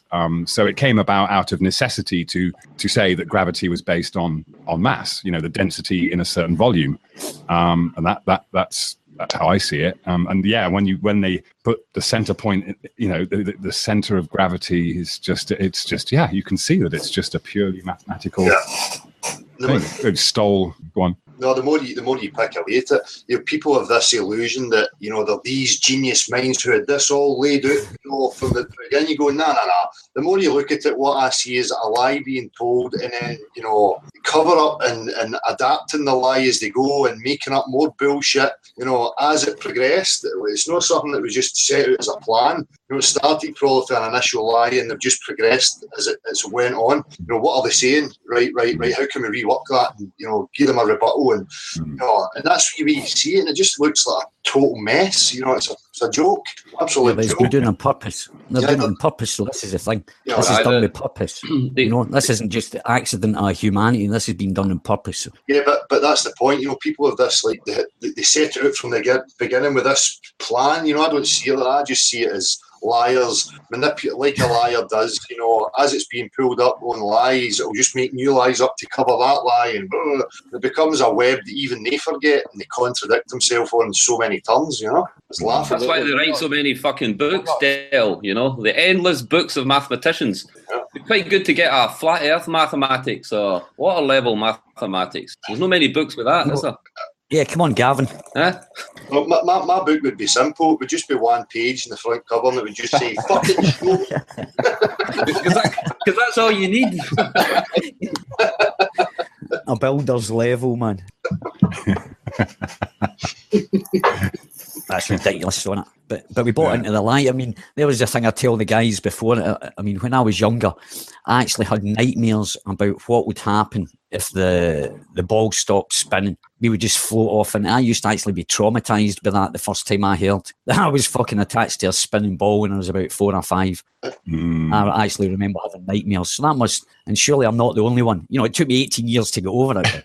For me, it was being told. Go on. Asteroids. They got worried about asteroids and pole flip. Shifts. The poles are going to shift with the ball Earth. Yeah. They've mass coronal ejections. They've come up with a bunch of stuff that we got to be scared of in their ball Earth model. Yeah, that's part of the relief. Once you figure out that it's nonsense, you don't have to worry about all that anymore. Yeah, I think so. Yeah, it's a subliminal relief, though. Maybe I was always disappointed when they came out with stuff like that, because I'd be going, "Yes, destroy the fucking place. It's a shit hole." I would be let down when none of these things materialised. Waiting for it. It'd be just you in your shed left, Del. It'd be the apocalypse, and it'd be just you in your shed left. Fuck all else there, man. Nobody to talk to or nothing. Internet, pigeons. Pigeons. They say pigeons, cockroaches or insects are the only ones that are going to survive anything like that. So, I'll be fine. Okay. Del, has your wife got you a big ball and chain there? You probably can't even move out the shed, can you? You'll never fly away. I'm tagged. I've got a tag. I was watching the moon last night. It's nearly a full moon over here. I don't know what it's like for you, what the sky's like down there with you, Gavin and Robbie, but the sun was out, right? The sun was out that direction. The moon was out that direction, and it wasn't even a full moon, but they were facing literally opposite. Tonight, I think it's a full moon, and then the sun went away behind the clouds, and the clouds were literally above me, and the moon was still shining like pure. It was like a pure white with a blue background, and just looking at it, I mean, there's definitely something about that. I just can't work out what it is. There's something not fucking right about it. I had said it a while ago, and I think I've seen a couple of videos. I'm not sure if you had done something on it, Nick, where I was saying, if the sun has gone here and the moon comes into my sky in a phase, I go to my bed and I get up in the morning and that moon's still in my sky in the same phase, but yet, the sun supposedly, coming all the way around the other side. That's it. I seen a couple of people. I don't know if it was yourself, Nick. I'm not sure. Can't remember. Not can I, to be honest, no. But yeah, I've done a lot of wandering about the moon. Yeah, I honestly can't work it out. I did notice actually just trying a little experiment the other day.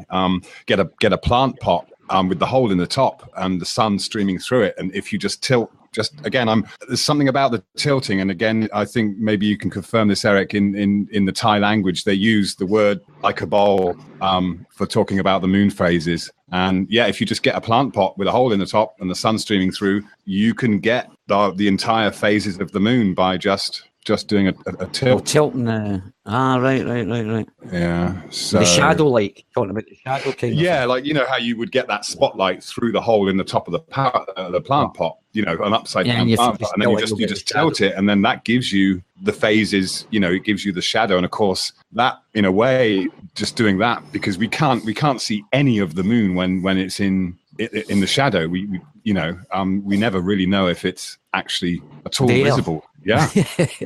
Yeah. So that kind of made some sense in the fact that you could get that same effect just by tilting that hole, and then the shadow comes across just like it comes across the moon. So I'm just wondering if you take the idea of some kind of firmament, and there is light everywhere, but it's being filtered through holes. It's just an idea. I don't know. I sometimes wonder about the speed of dark. We talk about the speed of light, but what about the speed of dark? That might sound crazy, but I kind of realized recently that I don't think sunlight or any light is actually traveling in straight lines. It's more reflected light comes in straight lines, but I get the impression that light in general just is a kind of everywhere, an omnipresent. Yeah. Contemplate the exact same thing, mate. Yeah.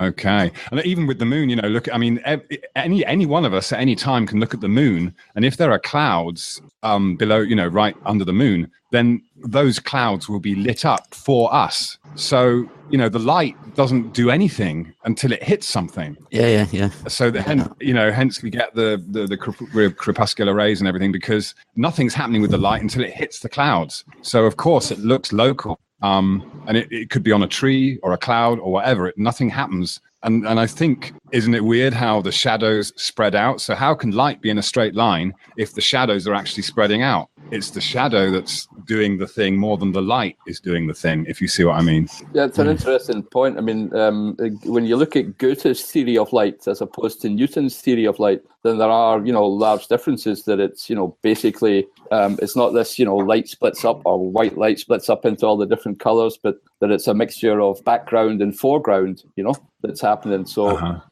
mean, it's an open question for me too. It's one of these things you need to go back and look at, and the things you were told, wave, photon, duality, it just doesn't make sense anymore. So that's so abstract, though. And I think we need to look at these things with fresh eyes. So absolutely, there's no daft questions. Yeah, if you know what I mean. That's the problem. Okay. We're blind and we don't know what these things actually are. The luminaries, that's the problem. But that for me, that was the reason why I just avoided it and left it. I wasn't getting anything measurable. It wasn't telling me anything new about where I am.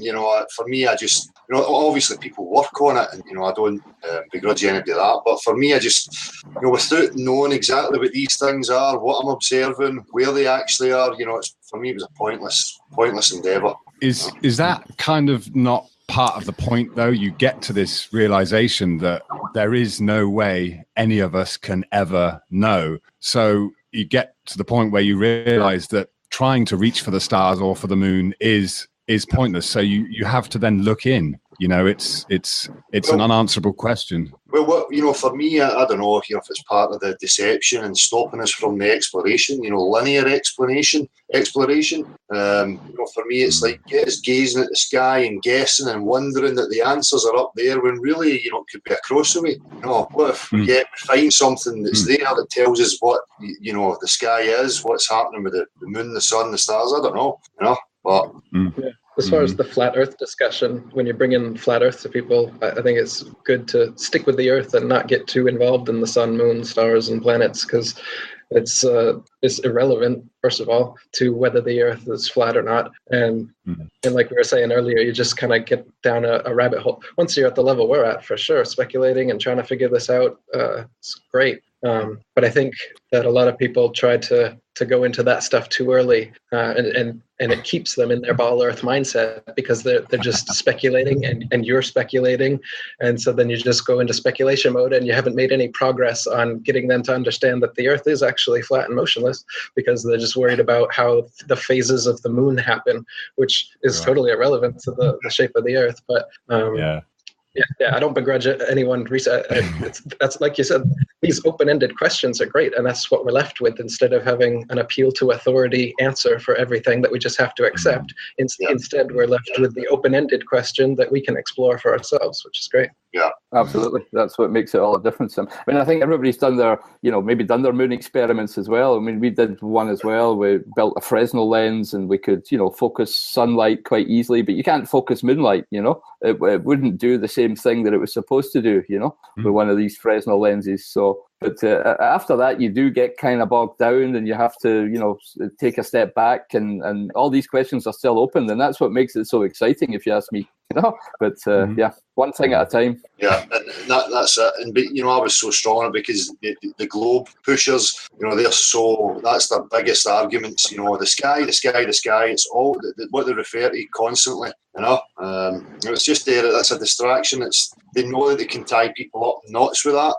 They have a story worked out, and that's all it is a story. And people don't have a story, anything to counter it. So they think that it's somehow a victory, and they use it to try and, belittle and dissuade people from contemplating that the Earth is actually, level. So, and it's a red herring, when you get right into it. You ask them, explain the logic, and then give me the measurable proof that you get by looking at the sky and referencing the sky, and they come back with nothing, because what can they offer you? Until they can prove to me they know exactly what the sun, the moon, and the stars are, and what we are actually observing, then they've got nothing. Absolutely nothing. The main point of the stars, they're going to look at anything. Look at the fact that the North Star is in the same spot, and all the other stars stay in their constellations, revolving perfect circles around them every night. Whereas in the spinning ball Earth model, going around the sun is spinning around the galaxy, and the galaxy spinning around, the stars should be never the same 2 nights in a row. They should always be different, and they should never come back around. So just looking at a picture, Star Trail time lapse should be enough to figure out that the Earth is motionless. But like you said, instead, like Del was saying, instead of doing that, for most people, it just brings them off into this realm of speculation, looking up into the heavens and wondering about that, instead of bringing them back down to Earth with the observable, testable, repeatable experiments that we can actually do and prove, instead of going off into speculation land, which is... Yeah. That's it. You don't want to do that with a newbie, with a guy that's just starting off with this. You want to keep bringing their feet to the ground and not let them go off on those tangents. Yeah. Absolutely, and they need to understand, these first principles. Sorry to come back to it, but if they don't understand what it is we're all agreeing on, how we work, how we think, how we look, if you don't have the agreement on that, then how can you progress further? And you can't do mathematical reasoning with it either, without bootstrapping and saying, right, these are my axioms, these are my assumptions, these are my universal ideas, common notions. And if people can't agree on that, there's no point in having a discussion. Because you're starting off with different premises, so it's pointless. Sorry, can everybody hear that? Is it just me? There's a kind of background noise, yeah? Or don't know what it is. Sounds like something revolving at the Earth. It's probably a fan in Fuck It World. Hey, Fuck It World. Yeah. Okay, I've just turned it off. Now I'm going to sweat my bollocks off. Yeah. Right. I have got balls.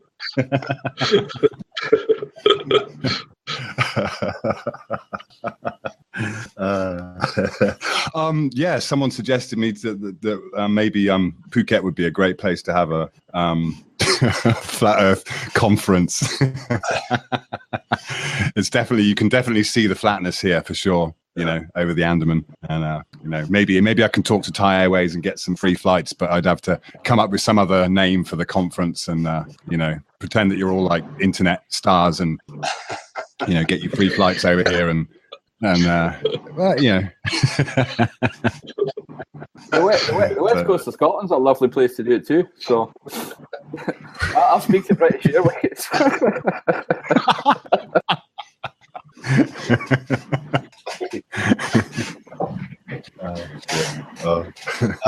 I picked up on that, Nick. I picked up on it.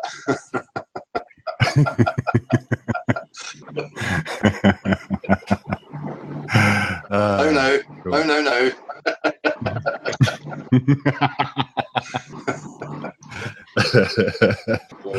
And you know, go ahead. Ash, I brought some T-shirts for signing. You know, we've got some celebrities here ourselves now. You know, that's enough of that. That's you, Nick. You know, that's your bad influence dragging us into that. Change the subject. quick. What did I miss? Just I always miss the good stuff, man. I'm always away, man. For fuck's sake. Hang on a minute, I'll put a bit of light on. Get-togethers are good for people, you know. Nice when people can get together and meet up, and communicate. You know. Definitely. No, this is an historical event. I'm sure, man. This will this hangout will go down in history as a step to. I'm sure the statues are being moulded as we speak. You fucking wish. Yeah. I hope they make mine's a wee bit tanned. I hope they don't make me too really wally and white. Yeah, like me, man. I hope they get my nose right. You need to take a shave, Del. You know, get that blowtorch out like Desperate Dan and have a shave first. Presentable TV appearance. No, it's good just to get together though. It's like and talk some without interrupting and swear. Well, not too much swearing, like but. That's part of the Scottish vernacular, Ali. You can't deny that. You know, glottal stops and fucking for emphasis is just inborn into Scots. We can't get rid of it.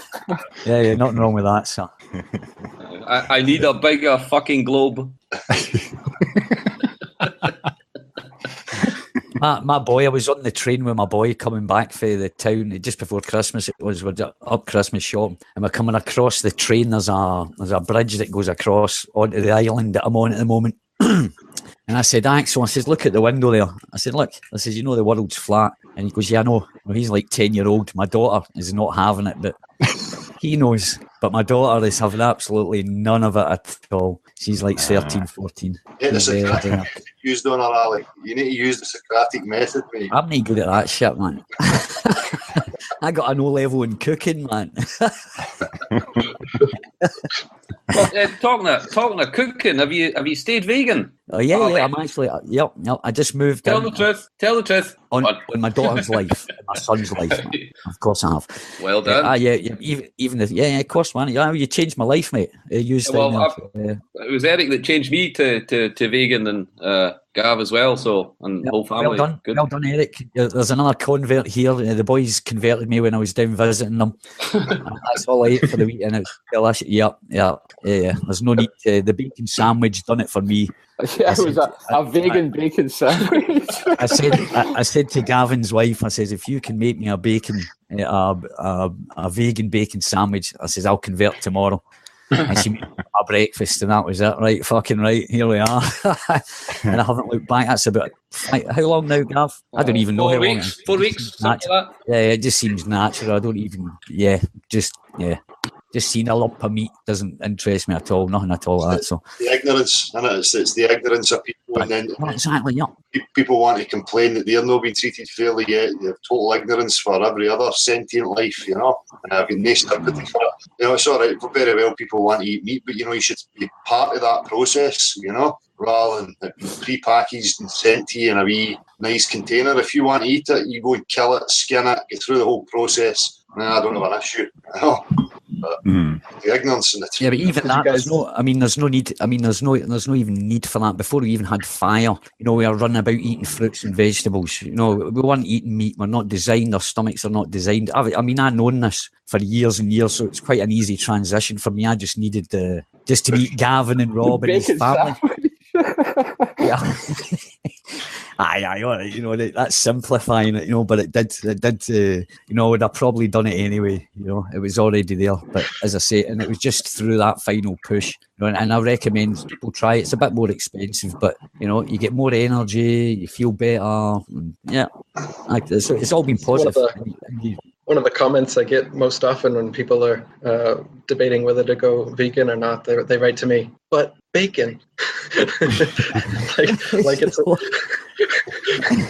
it's an argument, but it's legitimate. Cheese as well. These things they're in so many different foods that we're used to eating, and they do taste really good, and they have like a hormonal component and stuff to them that we're addicted to. So weaning yourself off them isn't that easy, actually. And you've got to replace it with nutrient-rich foods as well, and you got to eat enough plant foods. So a lot of people find they're hungry or they don't have enough energy when they go vegan or adopt a more plant-based diet, and that's because you got to eat more. You actually got to eat more food to get the same amount of calories, because plant foods don't have the amount of calories that animal foods do. You're going to have to set aside maybe twice as long for your dinner and make a big huge salad, and your eating style has to change. You can't just eat the same miniature portions that you could eat of an animal product. You have to eat a heck of a lot more. Yeah. That's the problem. That's especially with me that I experienced. It's that heavy feeling in your stomach that you miss. And I think that's maybe what a lot of people miss. When you're eating fruit and veg, you don't get that same heaviness in your stomach, so it feels weird. You think you're hungry, but just for the smoothies and that was one of the things I noticed that I liked when I first went vegetarian and vegan, was how light my stomach felt all the time, and remembering having hamburger meals or other things in the past when steak would just sit in your stomach and just feel like a rock. You're like, it's not digesting, you don't really feel like doing anything, and that used to be so often, but now that almost never happens unless I eat some really fattening food, a bunch of nuts or avocado or something like that, a bunch of that. Well, I recommend this. I recommend this here, right? It's about that size here. You have this after your dinner. It's just like a yogurt. It's a plant-based yogurt thing. It's so fucking filling, man. Right? This thing here, it's like having a dessert after, and it fills you up. Sorry for advertising there on your channel. Thanks for that product placement, Ali. That's good. I want a cut, Ali. It's in the post, mate. It's in the post. So, but it is. But you were saying about you don't actually have to eat as much. I actually find out you just have to make sure you get yourself a dessert or eat something filling afterwards. But these little things here, these little fuckers here, they fill you up, and they take away that missing. Because your stomach rumbles, it doesn't mean your stomach starts making noises. Doesn't mean you're hungry, right? And people need to get away from that myth. Because when people they go, "Oh, I'm hungry," and then they go and fucking attack food. No, you're not hungry. Wait for 5 minutes and you'll find out you're not. It's just your stomach making noises. Yeah, readjusting, whatever. So, and people salivate over McDonald's and stuff like that, because what you were saying there, Eric, about they put the hormones in it and they design the food to trigger you, man. Basically, that's fucking addiction. I still get it. You buy somewhere where there's a grill happening, there's maybe meat on the grill, and my mouth waters, and it's like, but you need to question where that comes from. But it's an ongoing struggle for me. I'm not going to deny that.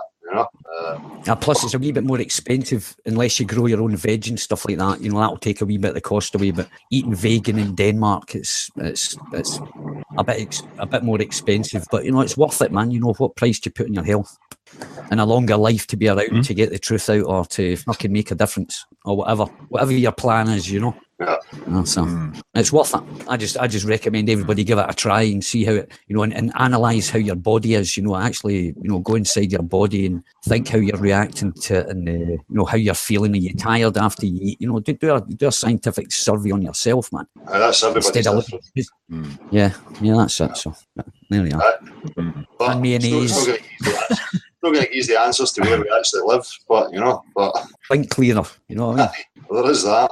It is some suffering. I think it's a road in, isn't it? There's some of the most suffering going on in the world right now is the animals. It's 10 billion land animals that are murdered every year just for our food, and many more than that are enslaved. So if you look at it that way, and if you can, the average person eats something like 25,000 animals throughout their existence. So you can imagine a field with 25,000 animals around it, and then beyond that field, there's more fields with plant foods. And you get a machine gun and a hoe or something, and it's your choice whether you want to machine gun down 25,000 animals so that you can maintain your existence, or you just walk past the animals, pet them along the way, and you go to the plant foods, and you can totally survive that way and reduce all that suffering. That's it. So It's not just about health, guys. It is about sentient beings and doing stuff to them that you shouldn't be doing, And that's the problem. People don't have that practical experience of what it means to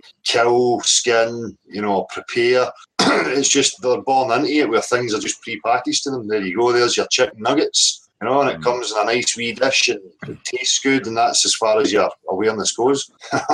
Absolutely. If you had to kill for it, you'd have a different attitude, I'm pretty sure.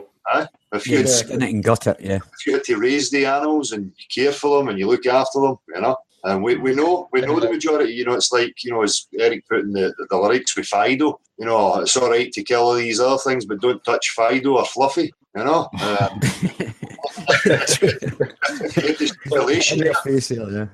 you had to be Nick, you probably know how in Buddhism and here in Thailand, the first tenet is not to cause suffering or harm to other living creatures. Yet, almost every monk that you see will eat meat, and they won't even ask for a vegetarian option when they're going around with their bintabat and trying to get their food, because they'll say that to be Buddhist, you have to accept what is given to you. So the people give them meat, so they say, well, I'm not going to say anything about it, and so they just accept it. And they say that they're removed from the karma because someone else killed the animal and that it's already dead. So this is how the Thai Buddhists have justified going against the very first precept of their religion by eating meat all the time. They do it by saying, well, the karma goes to the slaughterhouse, not to me. But that would be like if you ordered an assassination on somebody and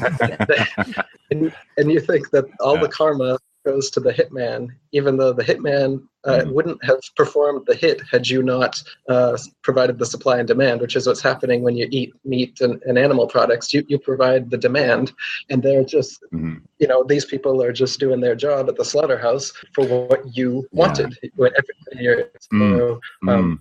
just wanted to hear your stance. Have you ever come across any of that with the Thais? Sure. I mean, it was one of the contradictions that I had, of course, when I remember I had a train, I got on a train journey, like a 20-hour train journey, and it freaked me out because I ended up sitting next to a monk. And, but this was the beginning of you ask those basic questions, well, I see monks doing this and, not, maybe throwing litter out the window or not being very Buddhist, and he had some very good answers that basically people are people. They're walking their path, they're doing their thing. But yeah, Eric, they kind of, they can just like any religion, I suppose, where people say I'm this religion or that religion, but they don't necessarily follow it, the principles of it. I've seen monks be given meat as an offering and they will not touch it. And there are certain temples where they are renowned for being, proper Buddhists. But yeah, in a way, there is that thing that you kind of got to accept it and you can't complain about it. It's just like that's, what's been handed to you. So how can you just turn it? So yeah, again, that was one of the things. Why doesn't the monk say no, thank you if he's given meat? Or again, why do the people give the meat if they know that you're not supposed to eat meat? It's a contradiction, absolutely. So yeah. So even in what would be considered a very deeply Buddhist culture, you still have many, many contradictions. And of course, you have people going to the temple and asking for a lottery number. They go and make merit, make a donation, but they're hoping that by doing so will make them rich. And that's completely missing the point. And so, yeah.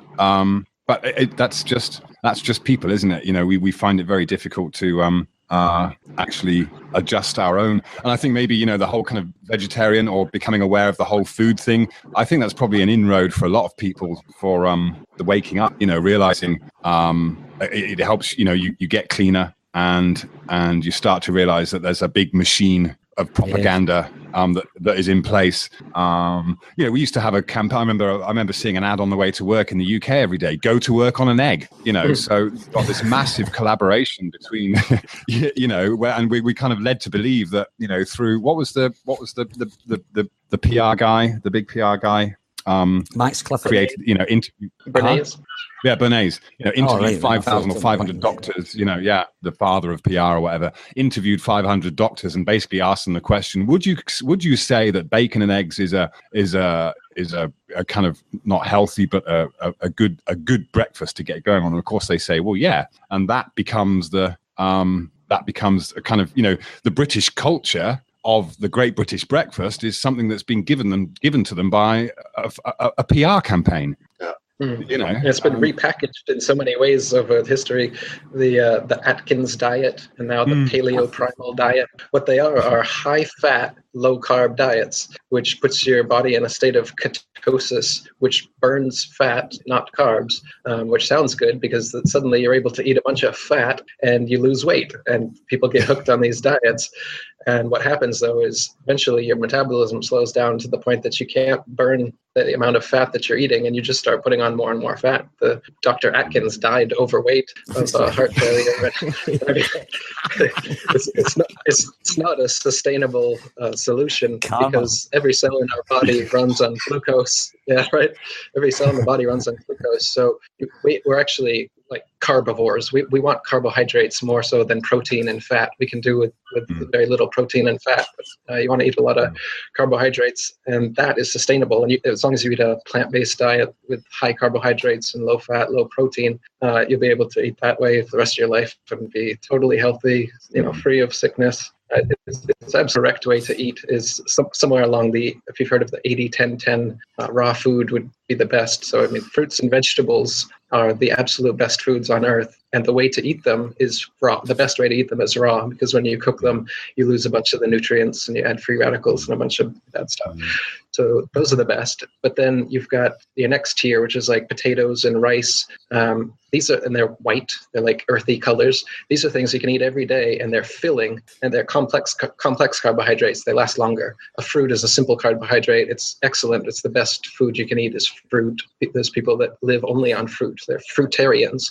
They say vegetarian, but there's no such thing as a vegetarian in existence, because you couldn't just eat vegetables. There's not enough calories in them to sustain you, though you could with fruit. And fruit is actually the best thing you could possibly eat. It's the most healing food on the planet. But then, like I said, you got your potatoes and your rice and stuff. That's like a staple that you can eat to stay full, or oatmeal or oats and these kind of things. They fill you up and they keep you full, and you can eat those for the rest of your lifetime and be good. Then you got your third tier carbs, which is like your breads and your pastas, and those things have been processed, and they're still better than fats, but not as good a staple as, say, rice or, of course, fruit, the best food on earth. Bananas, actually, that's why the number is the banana. If you could only eat one food for the rest of your life, you could survive quite well for a long time on just bananas. And people have even recovered from diabetes and other debilitating illnesses from just going on a banana-only diet for a period of weeks. And their insulin and blood sugar comes right back. Cancer has been cured. So bananas are amazing. I mean, and doctors can't patent a banana diet and sell it to somebody. And the only way to get somebody to do it is to convince them enough that it will work. Most people don't want to do it. They want a pill or a surgery or something that they can buy and have someone else do the work for them, because it's not easy.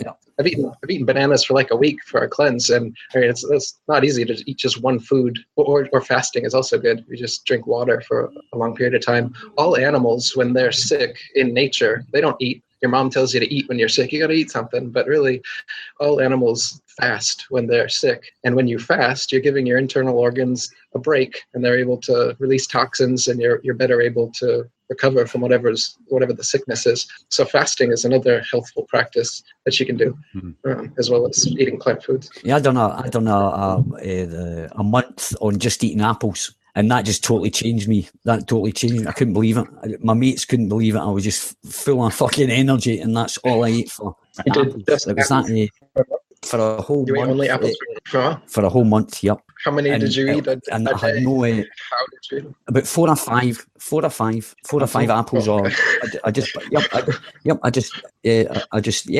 for in a whole month. My mates couldn't, I couldn't believe it, and that just convinced me. I said, "Oh, wait a minute, there's something, there's something not right here." Be careful with something like that, though, because if you only ate 4 or 5 apples, you'd only be getting in about 300 or 400 calories a day, and you need. Yeah, but I was taking it easy.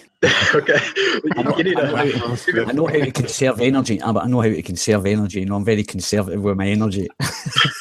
Guys, they just excuse me for 2 minutes. I'll be back in 2 minutes. Sorry, guys.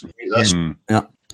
But that was that. What was his name? Dave. What's his name? Allegedly, Dave. David Wolf. Oh no, sorry. No. Allegedly, Dave. He came up with this thing. I think the Human Body Workshop. So I thought, right, I'll give it a bash. I had no adverse effects. All I felt was great, as I say, and nothing, no tiredness, no. Yeah, well, they do say, Ali, an apple a day keeps the doctor away. So yeah, it was a very strange experience, right? Because I was analysing myself while I was doing it. It was kind of experiment I was doing just to try it. But here I am after it. I had no adverse effects. I felt great. There's an absolute wealth of information out there, I think, that show that was weird. The dietary and nutrition stuff, people need to look at that closer. And I think if they do change their diets, then they will be healthier and they'll think clearer. Yeah. And I think I wouldn't recommend it though. I'm not recommending that diet. I'm saying I tried it. No, I'm not talking about your diet, Ali. I'm talking about the wealth of I'm just saying what I said. No, I'm just saying what I said there, just in case anybody starts going on about they're trying to kill us. He's talking about diets and just eat apples and shit like that. So I'm not recommending that diet. I think most people watching this are capable of making up their own minds, Ali. Yeah, but there's a few wankers out there that need sorting out. So just covering myself, mate. Just covering myself. Covering your ass, yeah. And lawfully.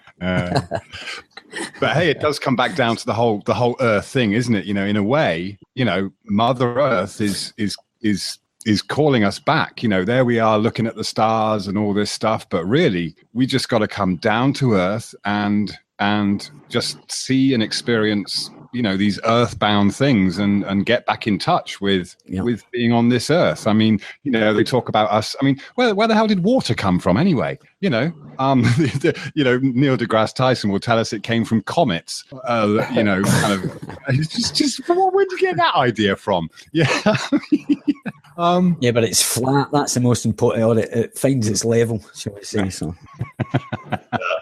So what's the plans? Does anybody have any activism happening? Is it Eric, Nick, have you any interviews coming up? Any future plans? Yeah, got a couple interviews lined up. I've been working on that Thai translation. I just finished that today. You can use that one, Nick. I finished a 200-proof Thai translation PDF and video book. Yeah, you can use that with any Thai people. Yeah. Yeah, I've been working slowly on a 6th book.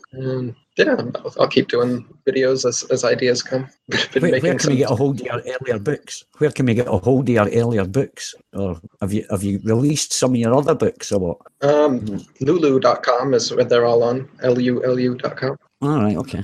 Just to get I like reading anyway, so I like to, I really do like reading, so. Right, that's cool. And what would I type in? Let's see, it's lulu.com/spotlight/Eric Dubay is all right, cool. Right, cool. I think that's, by the way, Eric, really good, these translations, I mean, irrespective of the content that's in there, the more languages that it can be out there, then the more people can get involved in this. So kudos to all the guys, I think, on the IFRS who have, translated it into all these different languages. I know one guy was extremely active, and good on them. Absolutely. Yeah, big thanks to all the translators. Yeah, it's important to get it out there to all the different countries and different languages, so it becomes an international effort and not just English language thing. Yep, and Thai is not an easy language either, is it? No, it's not. Probably wasn't one of the easiest translations that was made. Definitely not. Technical language too. It's not the kind of colloquial Thai that I'm used to translating and speaking every day. It's a lot of technical words I had to look up. Yeah, there's many levels of language. I mean, in Thai, yeah. If you speak to royalty, for example, you've got to use a different language completely. Yeah. So. Getting back to language, Nick. Just sorry, I'm butting in here, but when you start to look at various things that people have written over the time, and you analyze closer the language that they use to convey the ideas and the concepts, and you see how the language is used to manipulate how we think. And a very good example of that is, and this is just something I want to call out to everybody to have a look at. Bernhard Riemann, which is Riemannian geometry, the protege of Gauss, Mr. Curvature. If you download Bernhard Riemann's on the hypothesis that lies at the basis of geometry, and there's no formulas in it, there's no equations in it, people. So it's not something you need to shy away from. But if you actually look at what the guy's writing and the words he's using, then you'll see how the abuse of language and how things have been, mind viruses, what we talk about, have been used. So everybody should have a read at that paper. If you're a flat earther or you don't believe in the globe, then look at that paper and just look at it with a different outlook, if you know what I mean, and study closely the words that are being used, and you'll find that a lot of it unravels very, very quickly. Have a dictionary handy as well. Especially for those people who think maths is a proof of something. I urge them to look at that paper. Sorry, I just wanted to make that point about language in general. Yeah, that's it. But make sure you've got a dictionary as well, just as a reference. So any words you get stuck on. But it's always a good thing. Whether it be another language or whatever you learn, it's always good to have a dictionary. All right, John. Even for English, yeah. Oh, John, you're here. How are you doing, man? Hi, guys. Great to be here. Okay, yeah. All right. Good morning. Apologies to everybody on the panel. Don't take it personally, but I fell asleep. Okay. Working shifts, I'm afraid. Hi, Eric. Great to meet you. Hey, John. Good to see you. Hear you. I was listening to the beginning of the show, and just to reiterate what everybody else has probably said, that thanks very much for inspiring me in the early days and getting into this subject. And I actually came across you through Wing Chun videos rather than Flat Earth, actually. And cool. I seen you were also into that, so I thought, wow, that's great. So you train Wing Chun, do you, John? Well, yeah, years ago, yes, long time ago. I try to keep my hand in a little bit, but I think Ali's done it as well. So yeah, a little bit, yeah. Yeah. My ears picked up when I must have woken when I heard you talking about the banana diet. Yeah. I think I was into raw foods for a while, and I was doing the banana diet for about a month. Have you heard of Duran Rider? Yeah, absolutely. He inspired me into that sort of diet. So yeah, that was great. How was how did that go for you? Fantastic, it was great for keeping the weight down, fantastic for energy. I had just an abundance of energy. I've never felt lighter, I've never felt faster, movement, so it was great for keeping the weight down. And do you still eat bananas, or do you not want to touch another one for the rest of your life? No, and in case for anybody listening, no, it never put me off bananas at all, but when you chop up bananas and you put them in the freezer for a few hours and then put them into a food processor with just a touch of water, then you have instant ice cream. I've given this to many people and asked them what to think of it. So, oh, that's beautiful ice cream. And then I said, do you know it's just bananas and nothing else? And they can't believe it until they actually see me making it. And my friends have given it to their children, and the children don't even know it's bananas. They think it's ice cream. So it's a fantastic, healthy so ice cream for kids to be introduced to fruit, but it's beautiful, absolutely beautiful. We do the same thing with strawberries and mango. Yes, yeah. And I think if you put a strawberry in it, so it becomes strawberry ice cream. So it's So it's amazing to see you advocating the vegan diet and your martial arts and flat earth. So yeah, I'm with you all the way on all your interests, really. So it's great to see you on the show. So thanks very much for coming. Appreciate it. Just very briefly, I gotta check out. Thanks a lot. It's been wonderful to be part of this very great conversation. So great to talk to you almost face to face, Eric, and everyone else. Likewise. Ali. Likewise. Okay. Yeah. So yeah. Yeah, that's it again, Nick. See you, man. Yeah, Thanks for see you coming. around the curve. Okay, thanks a lot. Good night. That'll be good. Yes, put you on the curve. Cheers for that. All right. Cheers, Nick. Take it easy, mate. No, so how's your interviews been going then, John? I heard you've been doing a couple. Have you got anything in the horizon? Yes, I've got one or two actually. Yes, but I think we agreed, like Dale and myself agreed, not to put out too many at the same time. Yeah. So you've been a busy week, happy. Space out your uploads.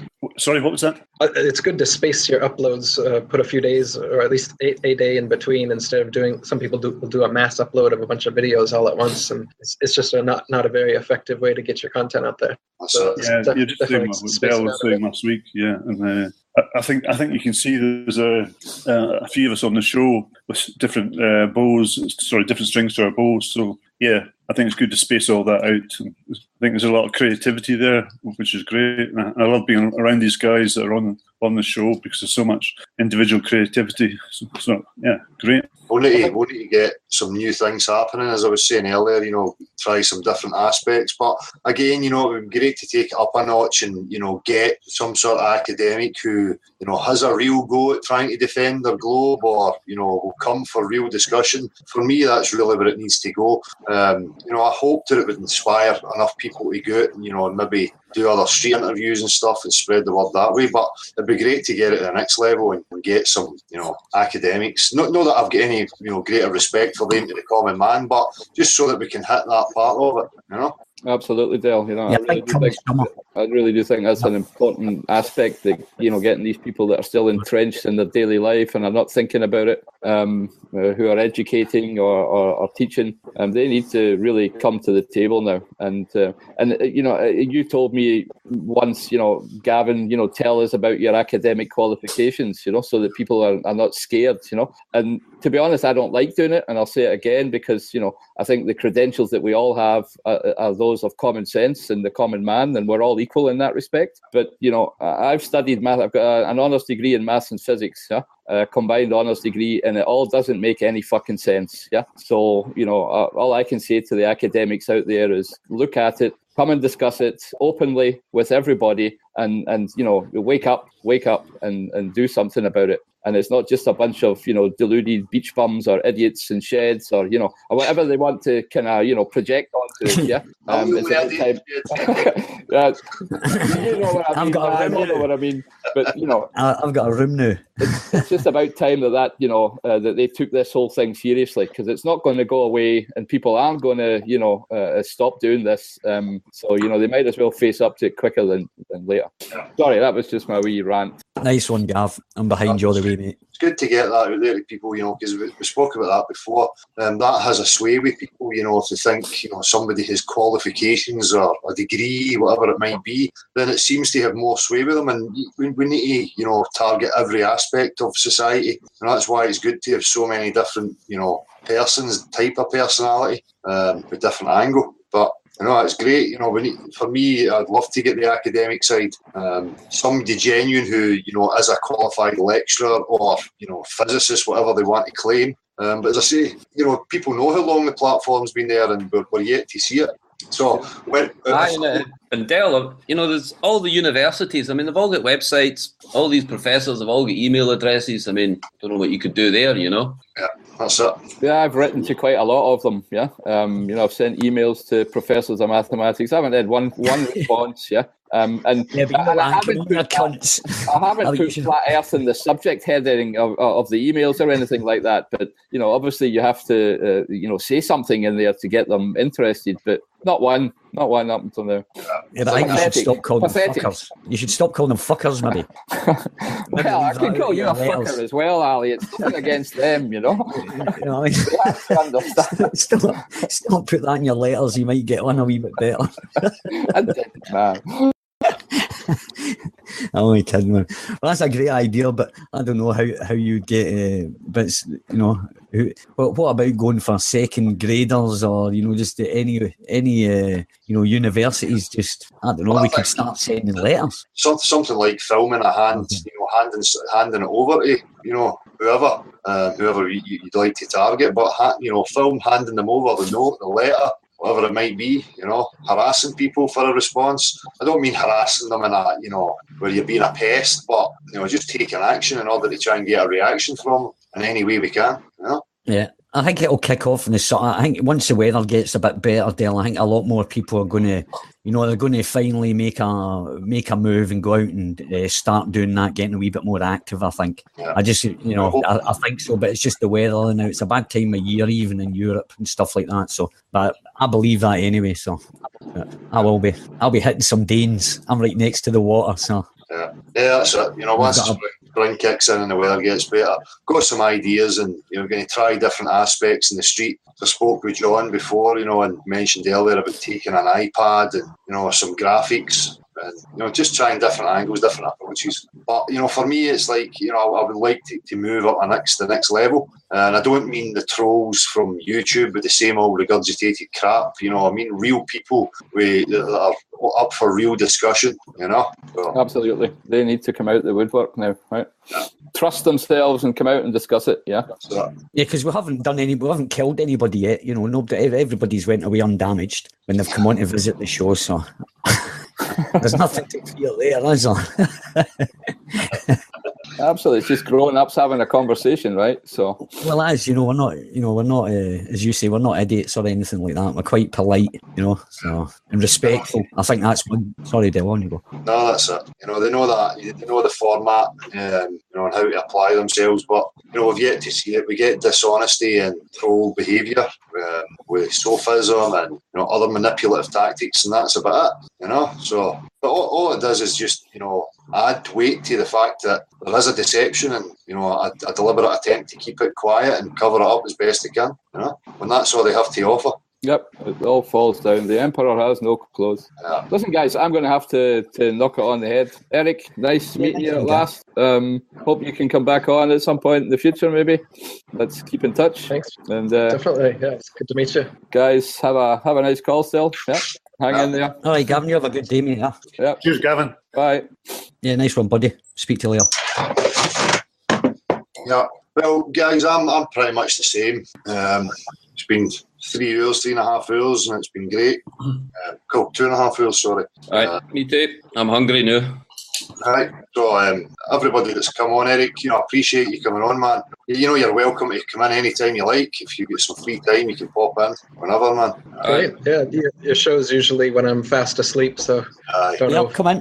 Yeah, if I wake up in the middle of the night. Oh, okay. Well, we can. Okay, it's going to pass this.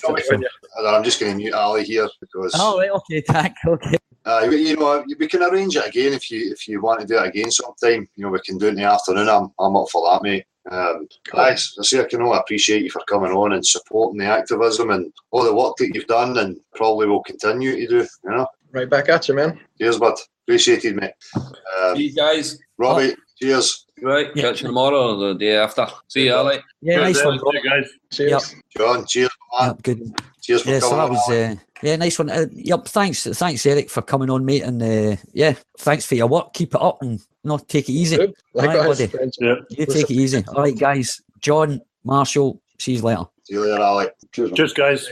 John, cheers, man. Aye, so thanks to everybody. Nick, Gav, Rob, Marshall. Is Magumba there in the chat as well? Marshall. Yeah, he's still here, man. Yeah, nice one. Cheers, Shooty boy. And thanks everybody for showing up. As I say, I'm contemplating maybe going back on at 7:30, but we're nearly at 6 o'clock here, so I don't know how people feel. Or has there been any requests for anybody to come in and have a say or anything, Marshall? There were a number of requests for people to join the panel for questions for Eric, but I explained that would be for another occasion. We'll have to see how we go, but I can do 7:30 though if you want to. Well, I don't know. I mean, maybe Eric, if Eric wants to come back on again and come onto an open platform where people can come in and talk and maybe ask questions. We'll see. It's up to Eric if he's up for that. But I'm certainly up for that. But aye. So that's about it then. I don't know if I'll go back live at 7:30. I'm not sure. I don't know if there's many people who have got something to say just regarding Eric. But we'll speak to Eric and see how things are, and we'll do it again sometime soon. So But for now, thanks to everybody who showed up and took part. Again, appreciated. Take it easy, people. The Earth's not a globe. It's time for people to face up to that and move on to the next stage. So cheers, appreciated, people. Peace.